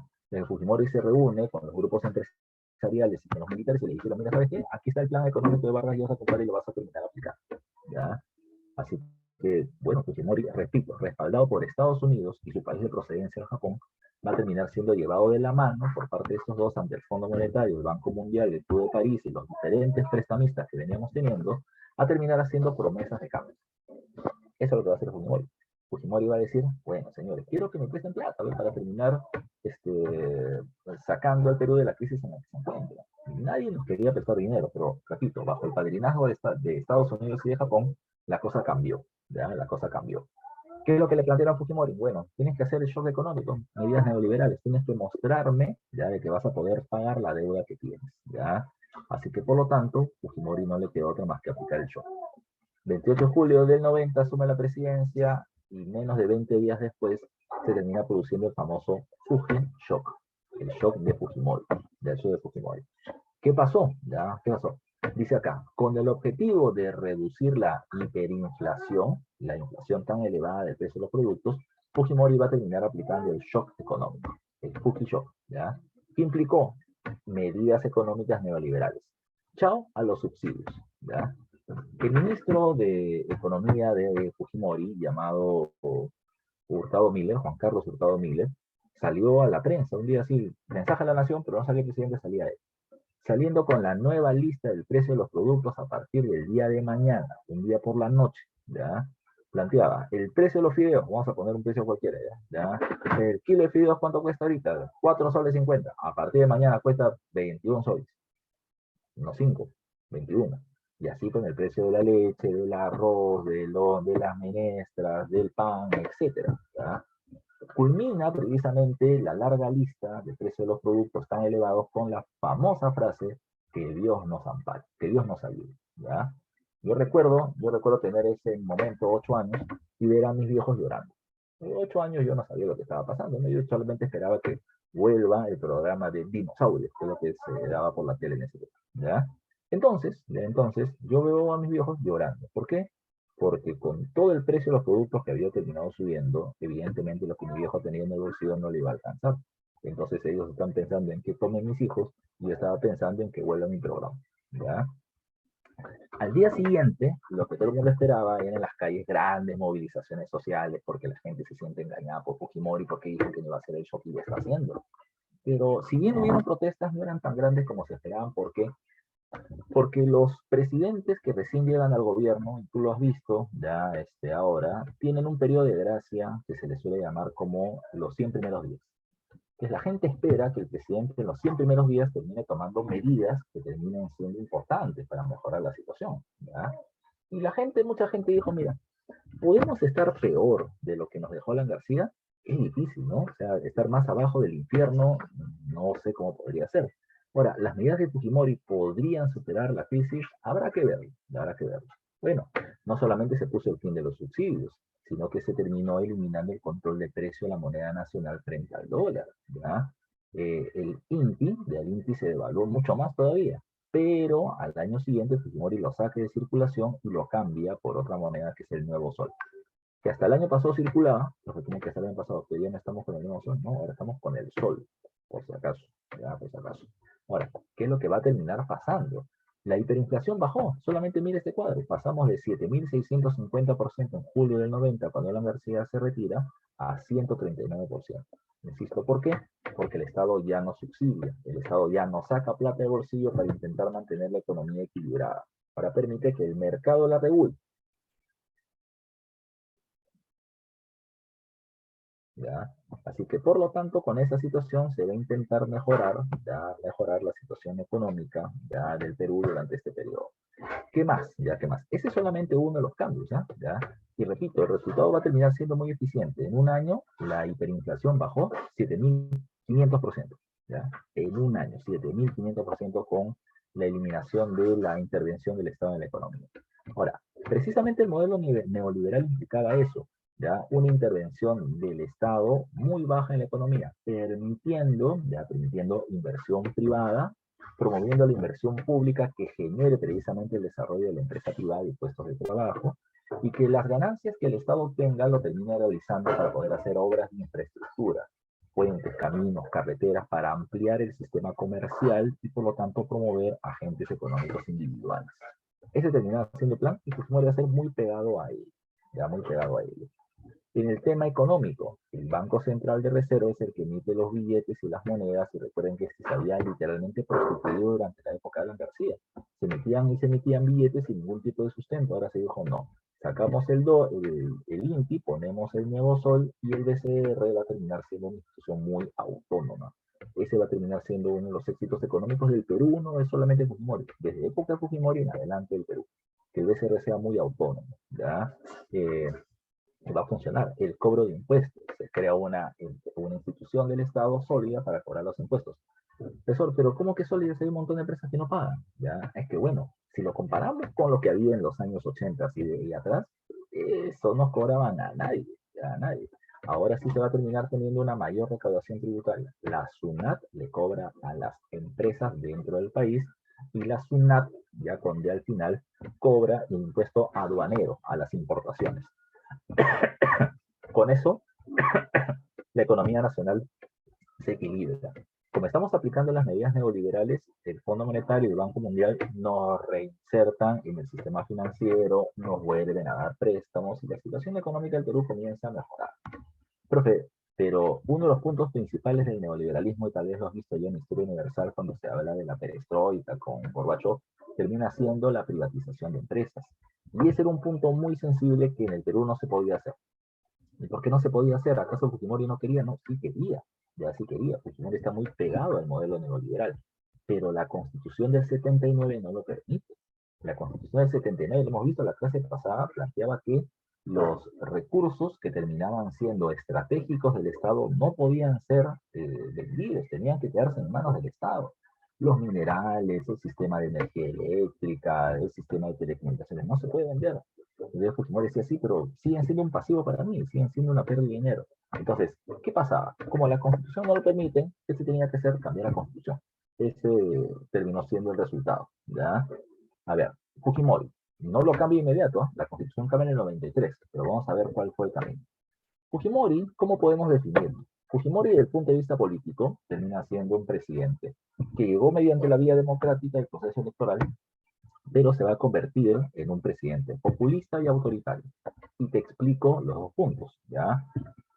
Fujimori, desde que asume la presidencia de la República, ya va a terminar haciendo algo inusitado, o sea, algo que no había hecho ningún otro presidente, salvo Leguía, más o menos, ¿ya? Lo que hizo Fujimori era irse a los asentamientos humanos, a los barrios populares, ahí se acercaba, en Lima y en provincias, ¿ya? Fujimori, ¿qué es lo que hacía? ¿Ya? Fujimori tiene el control de un ministerio. Se restablece el Ministerio de la Presidencia y Fujimori venía a tener un presupuesto propio. Entonces, aparecía un carro, pero aparecía en un cerro X, en el cerro donde yo vivo ahorita, en Samuel Urena. Aparecía y comenzaba a mirar, a ver, acá qué falta, falta pista, falta luz, falta agua. La gente salía y miraba, oye, presidente, ¿será? nunca habían visto el presidente de su barrio, ¿ya? Y Fujimori decía, ¿qué cosa necesitas? Pista, agua, luz, desagüe, ¿ya? Posta médica, colegio, ya no te preocupes, en 3 semanas está. Y en 3 semanas tenías todo. La pregunta es ¿por qué? Porque Fujimori se preocupaba por la población. Bueno, yo no estoy diciendo que quiere el mal de la población, pero lo que estoy diciendo es que esto es política. Fujimori hacía esto y ¿qué cosa ganaba? Ganaba la aprobación de la gente. Ese presidente sí se preocupa por mí. Eso es populismo. Yo hago lo que la gente quiere, pero eso a la vez es clientelismo. Porque, como te expliqué con Odría, porque yo lo hago porque voy a ganar votos de la población. ¿Cómo? Ya veremos cómo. Segundo, Fujimori cuando regresaba a ese lugar e inauguraba una pista, un poste, un colegio, ¿qué es lo que hacía? La prensa estaba detrás. Y la prensa le preguntaba a Fujimori, señor, ¿por qué ha hecho esto? Ah, porque este sector, que es un barrio popular, todos tienen que ser vistos por parte del Estado, y metía un discurso de ese tipo. Y además de esto decía, esto que yo estoy haciendo son obras que yo hago porque tengo el presupuesto del Ministerio de la Presidencia. Podría hacer más, pero ¿saben por qué no lo hago? Porque el Congreso limita mi accionar. El Congreso, en lugar de ayudar al desarrollo, obstruye el progreso del país. Y Fujimori dijo eso durante casi 2 años, todas las veces que podía. ¿Ya? ¿Para qué? Para ir metiendo en la cabeza a la gente que el Congreso termina haciendo un gasto que no permite el desarrollo del país. Fujimori quiere cambios, el Congreso no lo quiere. Fujimori bueno, Congreso malo. Eso es lo que Fujimori repetía de manera permanente. ¿Sabes cuál fue el resultado? Bueno, el resultado fue bien simple. El 5 de abril de 1992 se produce el famoso autogolpe. Fujimori, siendo presidente de la República, en un mensaje a la nación, en esta imagen que se ha terminado capturando, ¿qué es lo que dijo? Terminó planteando, bueno, comenzó a hacer una suerte de remembranza de su gobierno, ¿no? Hemos crecido en el aspecto económico, se ha reducido la hiperinflación, hemos cambiado la moneda, todo anda muy bonito, etcétera, se están tomando medidas contra la subversión, pero el problema es que hay una serie de trabas que no permiten progresar en la medida o a la velocidad que quisiéramos, y el Congreso es una traba. Por lo tanto, Fujimori terminó planteando que él ha tomado la determinación de disolver la presidencia de la República. Así fue su frase. Cuando él dijo, además de eso, de intervenir el Poder Judicial por corrupto. Bueno, ese mismo día por la noche, tanquetas del ejército terminaron apareciendo frente al Congreso de la República, ¿ya? Y el Congreso se cerró, ¿ya? Fujimori nombra a este periodo ya como el gobierno de emergencia y restauración o reconstrucción nacional, ¿ya? ¿Qué es lo que pasó? ¿Qué es lo que pasó? Disuelve el Congreso, intervino el sistema judicial. Insisto, bajo el argumento de que hay jueces corruptos, entonces se intervenía el juzgado para sacarlos. Pregunta, profe, ¿habían jueces corruptos? Por supuesto, y la mayoría de estos apristas, ¿ya? Profe, entonces hizo una limpieza del Congreso. Y es ahí donde viene la parte complicada. A mí me da miedo cuando un gobernante termina diciendo, yo voto a tales porque son malos. La pregunta es, ¿a quién vas a poner? ¿Ya? Y ante eso hay que tomar en cuenta que Fujimori sacó a los corruptos apristas y puso a sus corruptos. Ese terminó siendo el inconveniente. ¿Ya? Blancanelia Colán, Corrochano, ya Mufarech, etcétera, es una desgracia, ¿ya? Pero bueno, son parte precisamente de lo que sucedió en ese periodo. ¿Qué más? ¿Ya? ¿Qué más? El otro punto a tomar en consideración es que Fujimori, ya Fujimori no solamente va a ser ello, ¿ya? Sino que Fujimori, por ejemplo, los congresistas, ¿por qué son los congresistas? Bueno, los congresistas que habían sido desaforados porque ya no había congreso, terminaron nombrando al vicepresidente de la República como presidente del Perú, pero la gente no les hizo caso. Precisamente hay que tomar en cuenta algo. Es muy popular en el Perú, ¿ya? Que el presidente quiera votar al Congreso. ¿Ya? Es muy popular. No, pregúntale a Vizcarra, ya justo tremenda aprobación cuando terminó cerrando el Congreso. ¿Ya? Fujimori también lo hizo y también tuvo una fuerte aprobación por eso. ¿Ya? Ahora, donde hubo un problema fue en el tema internacional. La Organización de Estados Americanos le terminó diciendo a Fujimori de que se estaba volviendo un dictador, de que él estaba tomando el control de los poderes del Estado y que eso no era permitido. Así que por lo tanto plantearon, amenazaron con que iban a terminar interviniendo militarmente el Perú si Fujimori no terminaba restituyendo el sistema democrático. Y Fujimori, ante la presión que hizo, terminó convocando la formación de un congreso. Ese congreso se llama el CCD, el Congreso Constituyente Democrático, ¿ya? El Congreso Constituyente tiene por función hacer una constitución. Se hace un proceso electoral, se escoge a los miembros del Congreso Constituyente y la mayoría eran fujimoristas porque varios partidos además decidieron no participar. Y Fujimori tenía un respaldo popular por sus medidas populistas. Se tiene un Congreso Constituyente y ese Congreso Constituyente plantea ya o redacta la Constitución de 1993. Esta Constitución de 1993 tenía dos características especiales.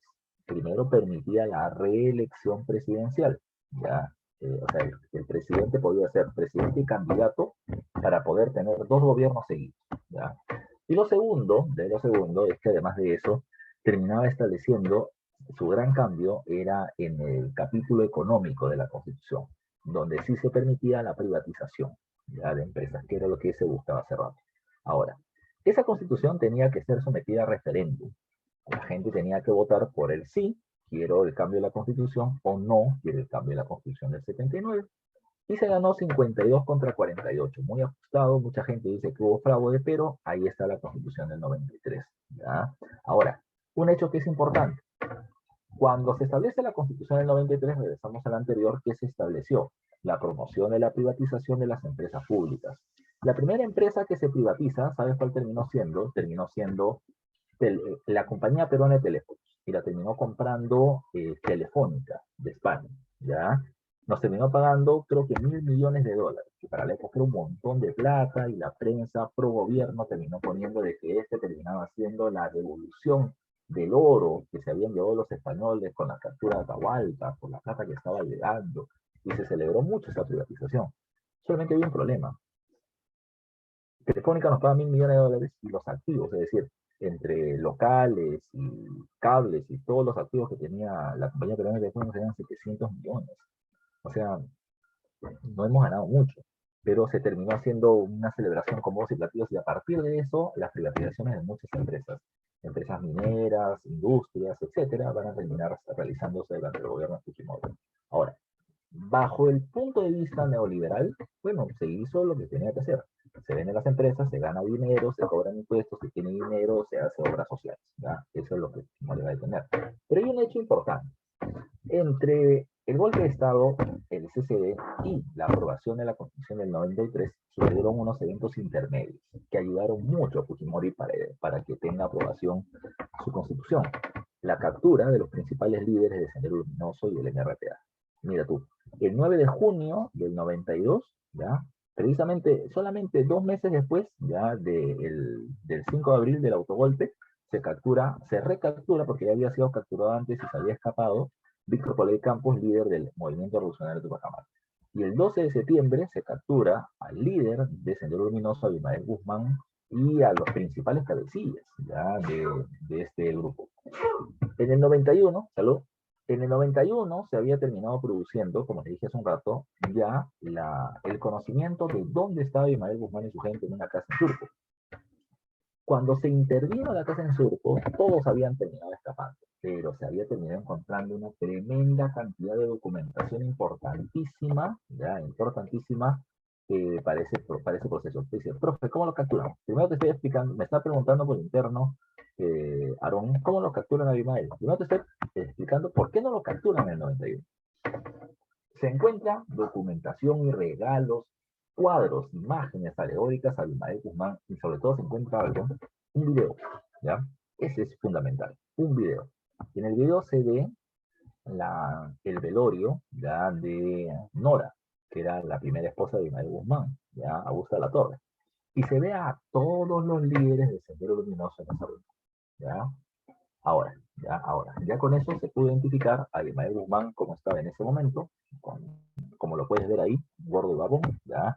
Estaba Elena Iparraguirre, estaba Marta Guatay, estaba Feliciano, estaba un montón de personajes, ¿ya? Morote, todos estaban ahí, ¿ya? Pero mucho se habla, ¿ya?, de que cuando iban a capturar a Guzmán, alguien terminó dejando una carta por debajo de la puerta de la casa donde él estaba, diciendo que los van a echar para que se escapen. Se escaparon. No se sabe qué pasó. O había un infiltrado de Sendero dentro de la policía, ya, y por lo tanto terminó dando el talán, o se dice de que el mismo gobierno que sabía lo que iba a pasar terminó filtrando la información porque todavía no era útil la captura de Abimael. Fue mucho más útil precisamente en este periodo previo ya a la elección o a la aprobación de la Constitución que Fujimori quería que se haga. Yo creo que va más por ese lado, ¿ya? En política, uno suelta la carta cuando es necesario. Y la captura de Ismael, si bien iba a ser una gran victoria del gobierno Fujimori, no iba a ser la mejor. Más eficiente fue el 12 de septiembre, antes precisamente de la elección de la Constitución del 93. Pues bueno, Fujimori con eso se va a terminar arrogando, ya va a terminar diciendo yo derroté al terrorismo. Cuando en realidad quien lo derrotó es el GIIN con ese trabajo lento de inteligencia hasta terminar llegando a este grupo. ¿Cómo cae ahora sí Ismael? 12 de septiembre del año 92, él está viviendo en una casa en Surquillo, en una zona de clase media alta, que está ahí con Marixa Garrido Leca, que era una mujer que había estudiado danza contemporánea, de familia adinerada, tucos, ya con su esposo vivían ahí, pero el servicio de inteligencia se dio cuenta de algo. Viven dos personas, tienen un taller de danza, pero compran alimentos como para 10, ya, como para 10. Y ahí además, y comienza el servicio de inteligencia a pasar con la basura, por ejemplo. Y recogían su basura y analizando la basura, tenían medicinas de enfermedades que ellos evidentemente no tenían como psoriasis. O sea, la piel se le iba despintando como si fuera vitiligo. Entonces ya, qué raro, esto tiene Abimael, ¿ya? Entonces por lo tanto se comienza a hacer ese tipo de trabajo de inteligencia, hasta que un día decidieron entrar a la casa, ¿ya? Dos agentes, ¿ya? La agente Ardilla y el otro no me acuerdo de su nombre, están en una tienda cerca precisamente de la casa, ya tomando gaseosa, eran enamorados, estaban chapando todo el día, hasta que terminan viendo salir al esposo de Marisa Rivaleta y cuando regresa viene una mujer a creo que dejar a su hijita para que entre a estudiar y entra la policía y chapan a Abimael, ¿no? Lo chaparon, ya le chaparon, sin ningún tipo de bala. Capturaron y terminó diciendo, sí, me pueden capturar, pero esto de acá no van a terminar llevándose, que esto es mi libertad, la libertad de pensamiento. Sí, sí, sí, lo decía que es Vidal, que es el líder de esta captura. Y se termina produciendo el derrotamiento de Sendero. Ahora, ¿quién capturó, repito, a Sendero? ¿Quién lo derrotó? Lo derrota el GIIN. Durante el gobierno de Fujimori, pero es el GIIN. Ahora, ahí se toma en cuenta otra cosa. Fujimori no hizo nada contra el terrorismo. Bueno, sí, sí, sin duda hay medidas de la época del gobierno de Fujimori. Por ejemplo, dice acá, cambios en la política contra subversiva. Por ejemplo, los comités de autodefensa. ¿Qué es eso? Los ronderos. Ah, los ronderos, la de Castillo. Los ronderos, las rondas campesinas, terminaban siendo población de diferentes provincias que no quería Sendero, que lo veían como una amenaza y que los querían votar. La diferencia es que ellos tenían su chicote y los senderistas tenían fusiles y armas que habían terminado obteniendo producto de robos a los policías y militares. Pues ellos le decían al gobierno, dame armas y yo los ataco, yo voy a hacer el freno del movimiento subversivo en el campo. Pero el gobierno decía, pero estos son cholos, pues, ya, estos son cholos, y pueden ser también terrucos, armarlos sería una locura.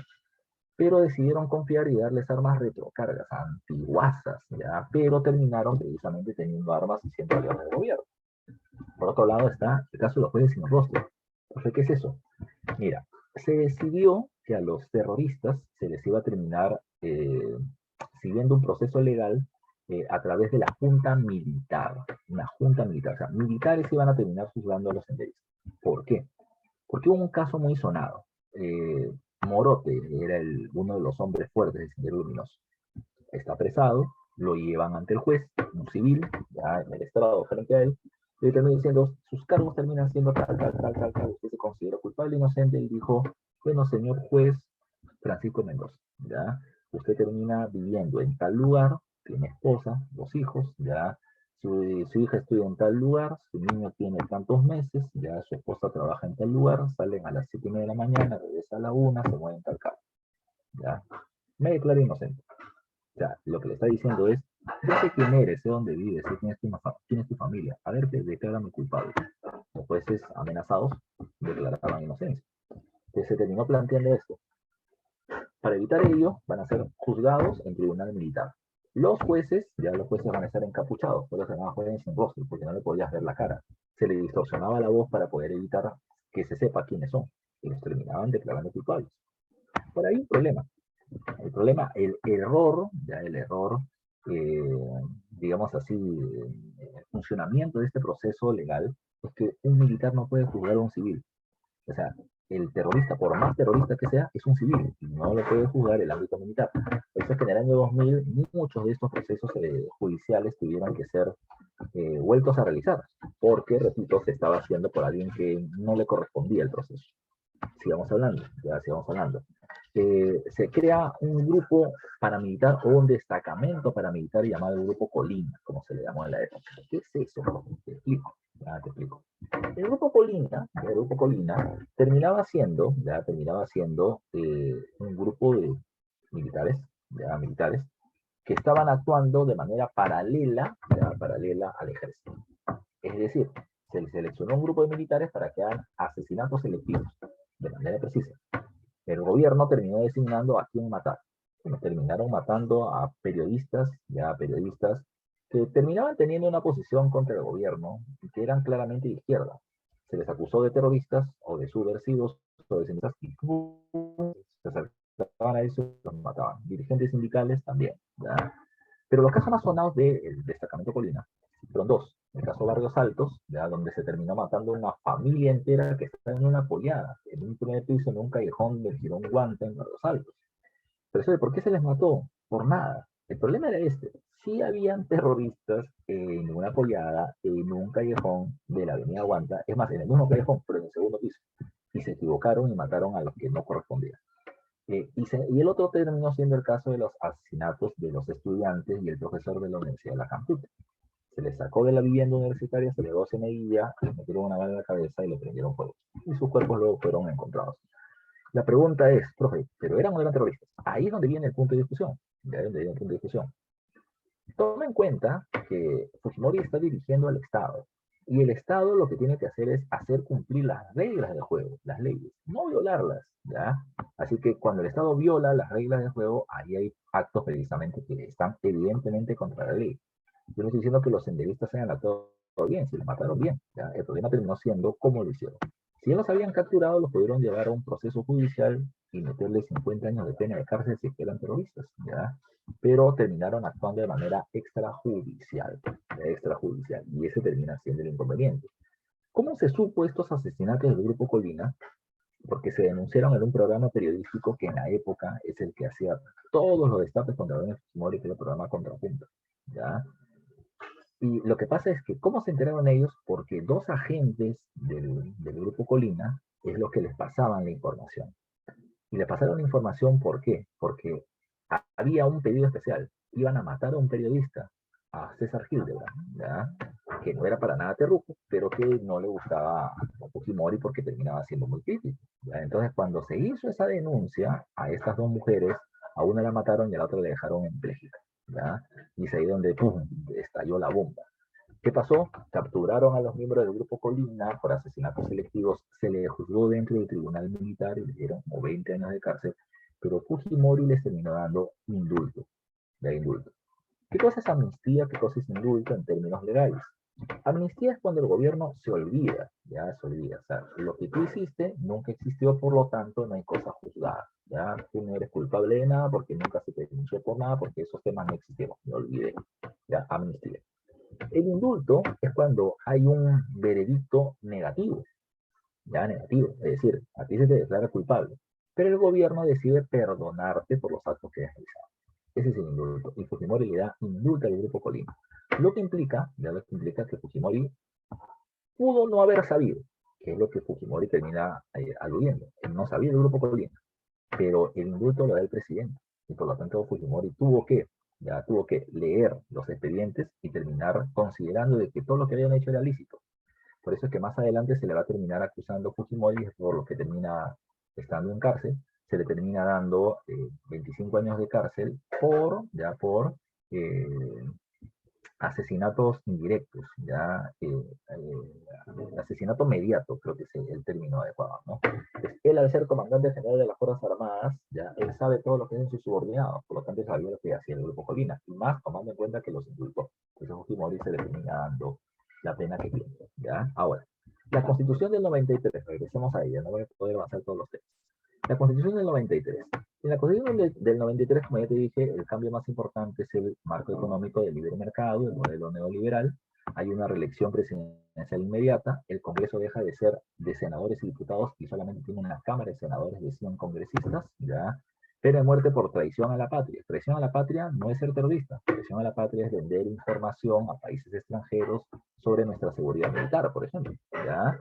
Además, se crean organismos constitucionales autónomos como el Tribunal Constitucional, que decide qué ley es o no correcta de acuerdo a lo que la Constitución dice, y establece el referéndum como parte de la reforma constitucional. Es decir, tú y yo podemos presentar una propuesta de reforma electoral o de reforma legislativa, reforma constitucional, ¿ya? Y si queremos hacer lo que hacemos, bueno, presentamos una cantidad de firmas para que esto pase al referéndum y la gente decidirá si se quiere o no se quiere. Eso es lo que se plantea en la Constitución. Pero sobre todo, dos cosas. La reelección de Fujimori y además de eso, el cambio en el modelo económico. A ver, vamos con esto de otros hechos que les estoy poniendo por acá. El gobierno de Fujimori es un gobierno populista, ¿ya? Populista. Esto es dije, comienza a hacer estas construcciones, colegios, etcétera, ¿ya? Pero no mejoraba el sistema educativo. Pero sí había esto y la gente estaba contenta con las cosas. Asistencialismo, comedor popular, ¿ya? Como los comedores populares van a ser respaldados por el gobierno a través de otra institución que es el PRONA, el Programa Nacional de Asistencia Alimentaria, así se llamaba. El PRONA, ¿qué es lo que hacía? El PRONA compraba alimentos a los productores, a los campesinos, ¿ya? A un precio mayor que lo que les pagaba un acopiador, ¿ya? O sea, si una persona viene y le compra a los campesinos, tus papas, a ver, dame un saco de papas, 8 soles, 10 soles, ya 10 soles. Entonces yo compro un montón, ya le compro a todos los campesinos, venía el gobierno diciendo, yo te compro a 8, te compro a 12, ya 12, porque la gente prefería comprarle. Compraba alimentos baratos y se lo daba a precio muy bajo a los comercios populares. Los comercios populares terminaban preparando comida para la gente pobre. Pues. Un sol valía, un nuevo sol terminaba valiendo el menú, yo me acuerdo porque comía en comercio popular. Y con un nuevo sol terminaban dándote entrada, sopa, segundo, postre y fruta. ¿Ya? Con eso comíamos 3 en mi casa.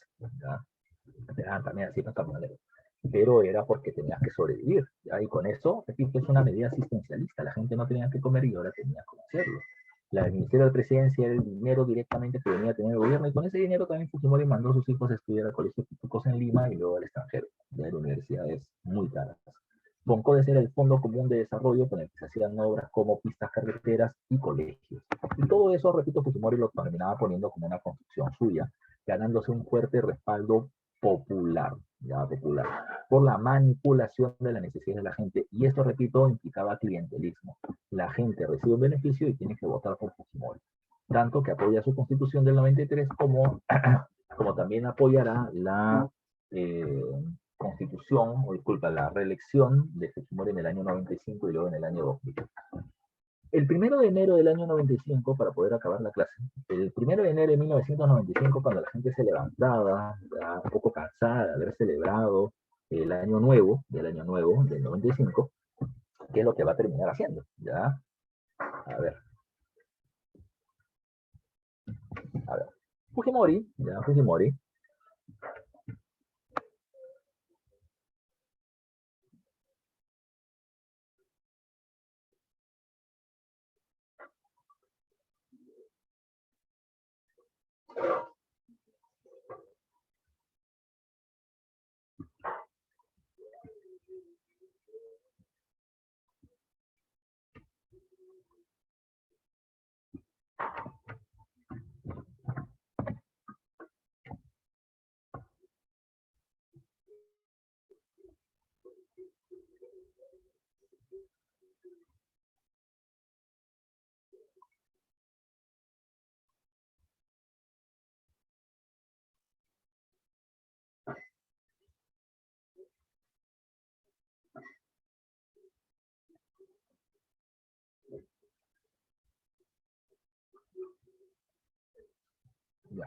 decía, la gente se despertaba de la celebración del Año Nuevo, ¿y qué es lo que terminaba sucediendo?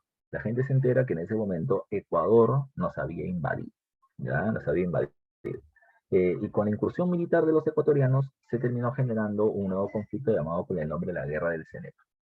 La Guerra del Cenepa, ya la Guerra del Cenepa, va a terminar caracterizándose porque se van a terminar poniendo enfrentamientos en 3 puntos militares exclusivos, como dice ahí, Cueva de los Cayos, Tiguinza y Base Sur. Van a terminar siendo los principales puntos de enfrentamiento. ¿Ya?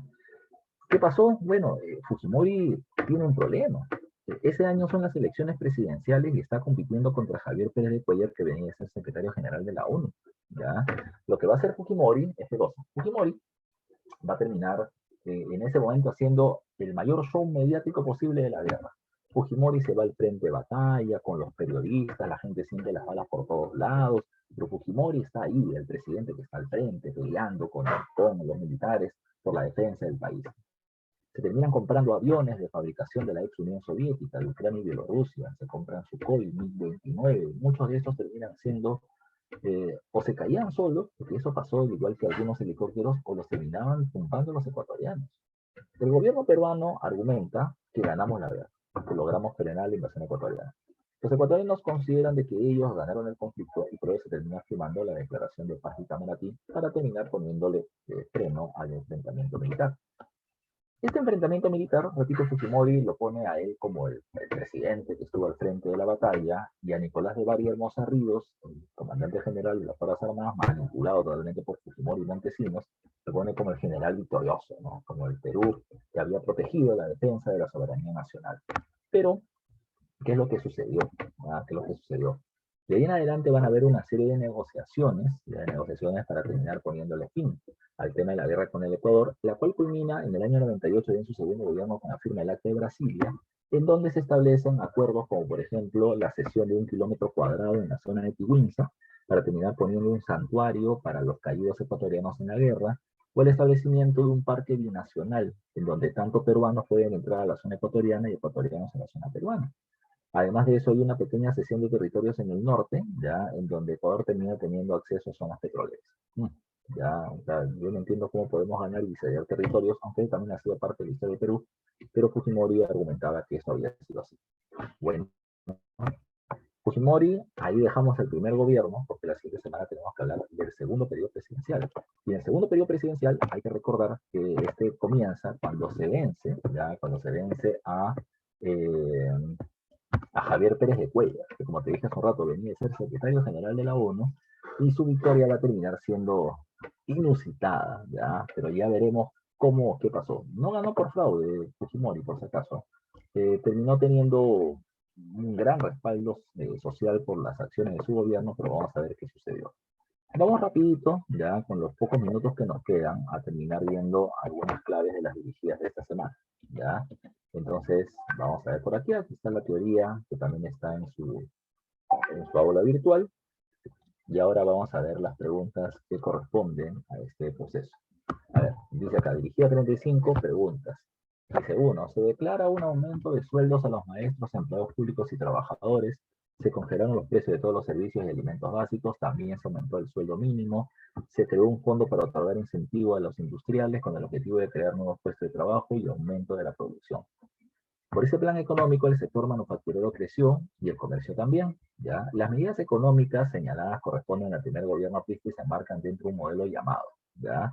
Y la respuesta sería liberal, pero heterodoxo, ¿ya? Heterodoxo.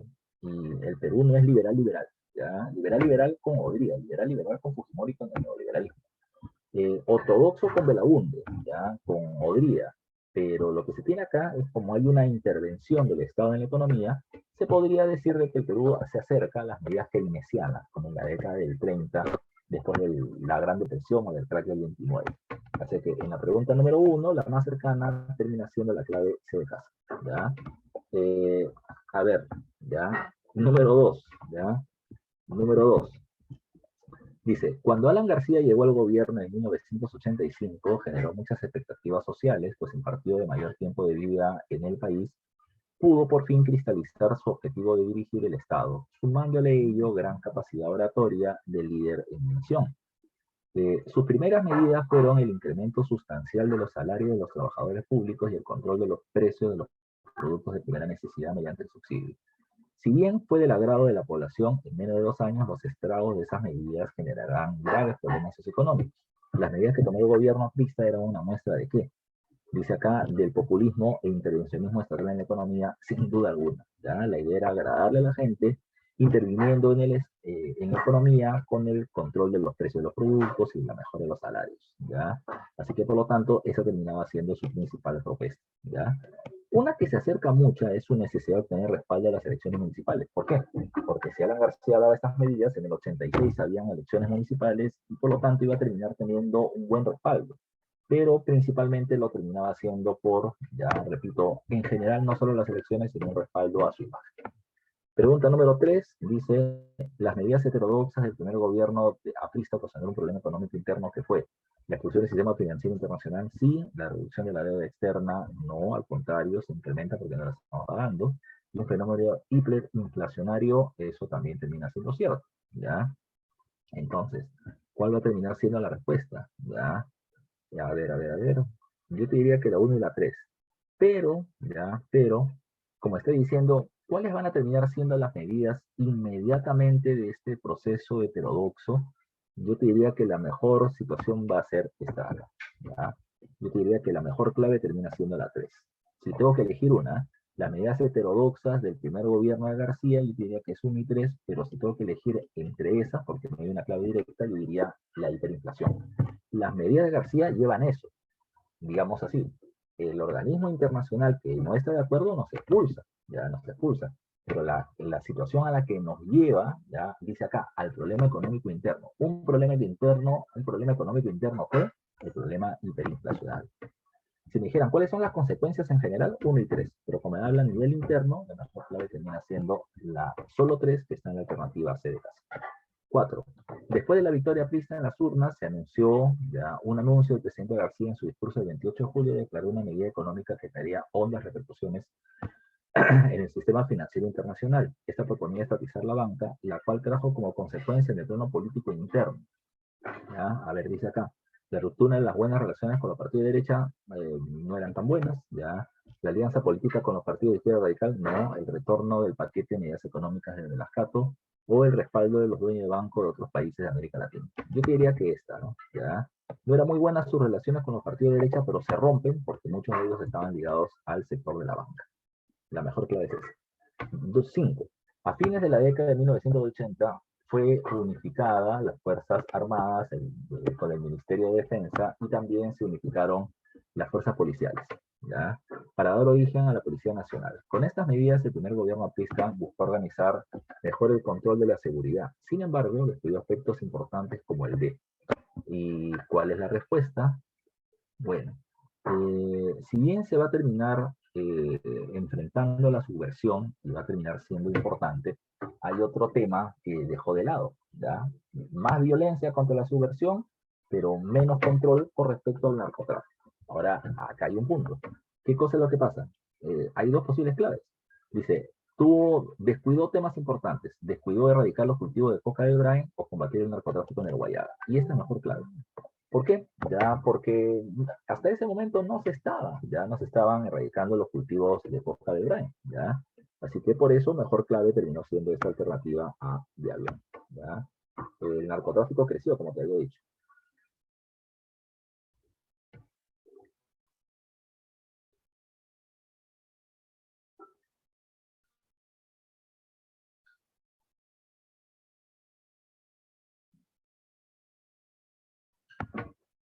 Pregunta 6. Pregunta 6. Dice, los principales cargos ya presentados contra García en 1991 incluían el enriquecimiento ilícito como funcionario, ¿ya? Debido a ingresos no declarados de dudoso origen y probables ganancias ilegales provenientes de su participación directa en los casos de los aviones Mirage y BCCI. Cargos adicionales incluyeron el pedido de recepción de sobornos de la agencia estatal italiana que financió la construcción del tren eléctrico. Altos exfuncionarios, entre ellos Mantilla, el último ministro del Interior García, también enfrentaron cargos por recibir plata del gobierno y luego de Montesinos. Las evidencias provinieron inicialmente de investigaciones no relacionadas entre sí llevadas a cabo en los Estados Unidos e Italia, así como las repercusiones de averiguaciones parlamentarias, ¿ya? A pesar de los errores, a ver, vamos acá. A pesar de los errores procesales que finalmente descarrilaron el caso de la Fiscalía contra García y del corrupto contexto político e institucional del posterior régimen de Fujimori, se aprendieron importantes lecciones para el establecimiento de procedimientos anticorrupción modernos en los sistemas tanto político como legal en el Perú. Libro planteado por Quirós, en el libro de Historia de la Corrupción del Perú. La lectura presenta un resumen de los cargos por corrupción presentados contra el primer gobierno de Alan García. Señale cuál de ellos sigue siendo los más recurrentes entre los funcionarios públicos y los políticos hasta la actualidad. La recepción de dinero, ¿ya? El enriquecimiento ilícito, ¿ya? De ingresos no declarados. O sea, las coimas y todo lo demás que reciben para poder hacer algún tipo de acto. Ahora, en el caso número 7, dice, debido al fracaso de los partidos políticos en el Perú, surgieron en la escena algunos independientes o también denominados outsiders, que es lo que hablamos hace un rato de Fujimori. Uno de ellos, Alberto Fujimori, quien, para poder arreglar la situación financiera ya del Perú, dice, Fujimori poco antes de asumir el gobierno del 28 de julio de 1990 tuvo que, ¿ya? Repito, Fujimori es el personaje, el outsider, ¿no? ¿Ya? Dice acá, quien para poder arreglar la situación económica y financiera del Perú tuvo que, ¿qué hizo él? Bueno, dice, solicitó nuevos préstamos a organismos financieros internacionales para invertirlos en infraestructura. Puede ser, pero la mejor creo que es la B, privatizar las empresas estatales inmediatamente. Ah, ese es un problema, no lo pudo hacer de manera inmediata porque la Constitución no lo permitía. Reducir el pago de la deuda externa, no al contrario, entrevistarse con directores de organismos financieros internacionales para renegociar la deuda externa. Yo te diría que eso, ¿ya? Yo te diría que Fujimori dice, una de ellos Fujimori, que para poder arreglar la situación financiera, ya tuvo que, y sí, lo repito, apoyado por Estados Unidos y Japón, es que va a terminar haciendo esto, entrevistarse y terminar diciendo, ¿sabes qué? Yo voy a hacer todo lo que me pidan, ¿ya? Pero denme préstamos, cumplan o terminen creyendo en el Perú, que vamos a terminar pagando lo que debemos y vamos a terminar siendo un país modelo. Y así se va a hacer, ¿ya? Pero es esta más que todo, la 7, la clave de la ley. El gobierno golpista cerró el Congreso indefinidamente y las oficinas del Poder Judicial por más de 20 días. Las sedes de los más importantes medios de comunicación fueron ocupados por casi 2 días. Varios periodistas, políticos y dirigentes fueron detenidos o secuestrados. Los archivos del Palacio de Justicia y Ministerio Público que contenían información confidencial fueron confiscados y retirados a un lugar secreto del cual jamás se volvió a saber nada. La oposición protestó y afirmó que el golpe era una consecuencia directa de las comprometedoras revelaciones hechas por Susana Iguchi, después de Fujimori, que acaba de fallecer, quien había acusado a sus parientes políticos de irregularidades administrativas y corrupción. ¿Ya? Profesor, ¿cuál es la corrupción? ¿Qué familiares? Lo que pasa es que se había creado una ONG, un organismo no gubernamental, una suerte de empresa llamada Apenkai, que recibía ropa donada del Japón y que se le tenía que entregar a los pobres. Y la familia Fujimori dirigía esa ONG y esa ropa que adquirían o que obtenían la vendían. ¿Ya? Y bueno, Susana Iguchi decía de que producto de esto se hizo todo el golpe. No, pues esto podía ser una cosa que se podía tapar, pero no era toda la situación. ¿No? Había muchos intereses por medio. Dice acá, según esto se puede afirmar que se defendió la autonomía de los poderes del Estado, al contrario, los pisoteó. ¿Eliminó la corrupción? No. ¿Reconstruyó la actividad democrática? No. ¿Eliminó la autonomía de los poderes del Estado favoreciendo la corrupción? Claro, porque terminó eliminando una serie de pruebas en contra del gobierno y gente de poder. Así que la clave es la de 9. El gráfico presenta la comparación del PBI per cápita del Perú comparado con otros países de América Latina. ¿Ya? Entonces dice acá, el ingreso per cápita. ¿Qué es el ingreso per cápita? O el PBI me está planteando acá, ¿no? El PBI per cápita. Termina siendo la cantidad de salario en dólares que termina ganando la población.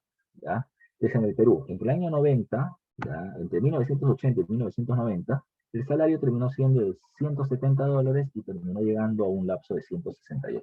Bajó en el lapso de este periodo. Pero termina siendo en América Latina, ya en América Latina. ¿Cómo está en el Perú? Por debajo de esa línea. Que teníamos entre 130 y luego va a terminar bajando hasta $100 más o menos en promedio. Entonces, mientras que en América Latina el salario de los trabajadores subía, en el Perú el salario de los trabajadores bajaba, lo que implicaba que el Estado nos estaba vendiendo como mano de obra muy barata, ya para ser atractivos a nivel internacional. Se dice, el crecimiento económico peruano fue mayor al de otros países, al contrario, fue el menor. ¿Se aprecia un crecimiento económico constante? No. ¿Existe una brecha entre el crecimiento económico del Perú y otros países de América Latina? Por supuesto. Mientras que ellos iban ganando un poco más, nosotros vamos a terminar ganando mucho menos. ¿Ya? ¿Y el crecimiento económico de los países latinoamericanos fue similar? No, al del Perú no fue similar. ¿Ya? La mejor clave es la C. Y la última pregunta, para que vayamos a almorzar, es, el gobierno Fujimori duró poco más de una década y en ella se vivieron una serie de hechos que marcaron la vida nacional. Establezca el orden cronológico de los hechos a continuación referidos. A ver, la guerra del Cenepa, inicio del 95. Disolución del Congreso, abril del 92. Captura de principales cabecillas del movimiento subversivo, septiembre del 92. Entonces, 2, 3, 1 hasta el momento. Establecimiento establecimiento del sistema de reajustes económicos de Mauricio Chukchi, ese es al principio del gobierno, del año 90. Entonces es 4, a ver, 2, 3 y 1. ¿Y eso dónde está? Está en la alternativa de. ¿Ya? Bueno, muchachos, esa es la que teníamos que ver. Acá me están diciendo, profe, ¿cuál era la 8? Sí, la clave. En la 8 la clave termina siendo la D. La D. Así que ahí terminamos. Bueno, eso es todo por hoy, muchachos. La próxima clase tenemos que ver el segundo gobierno de Fujimori, el gobierno de Paniagua y Toledo para culminar el ciclo. ¿Ok? Un abrazo para todos, cuídense.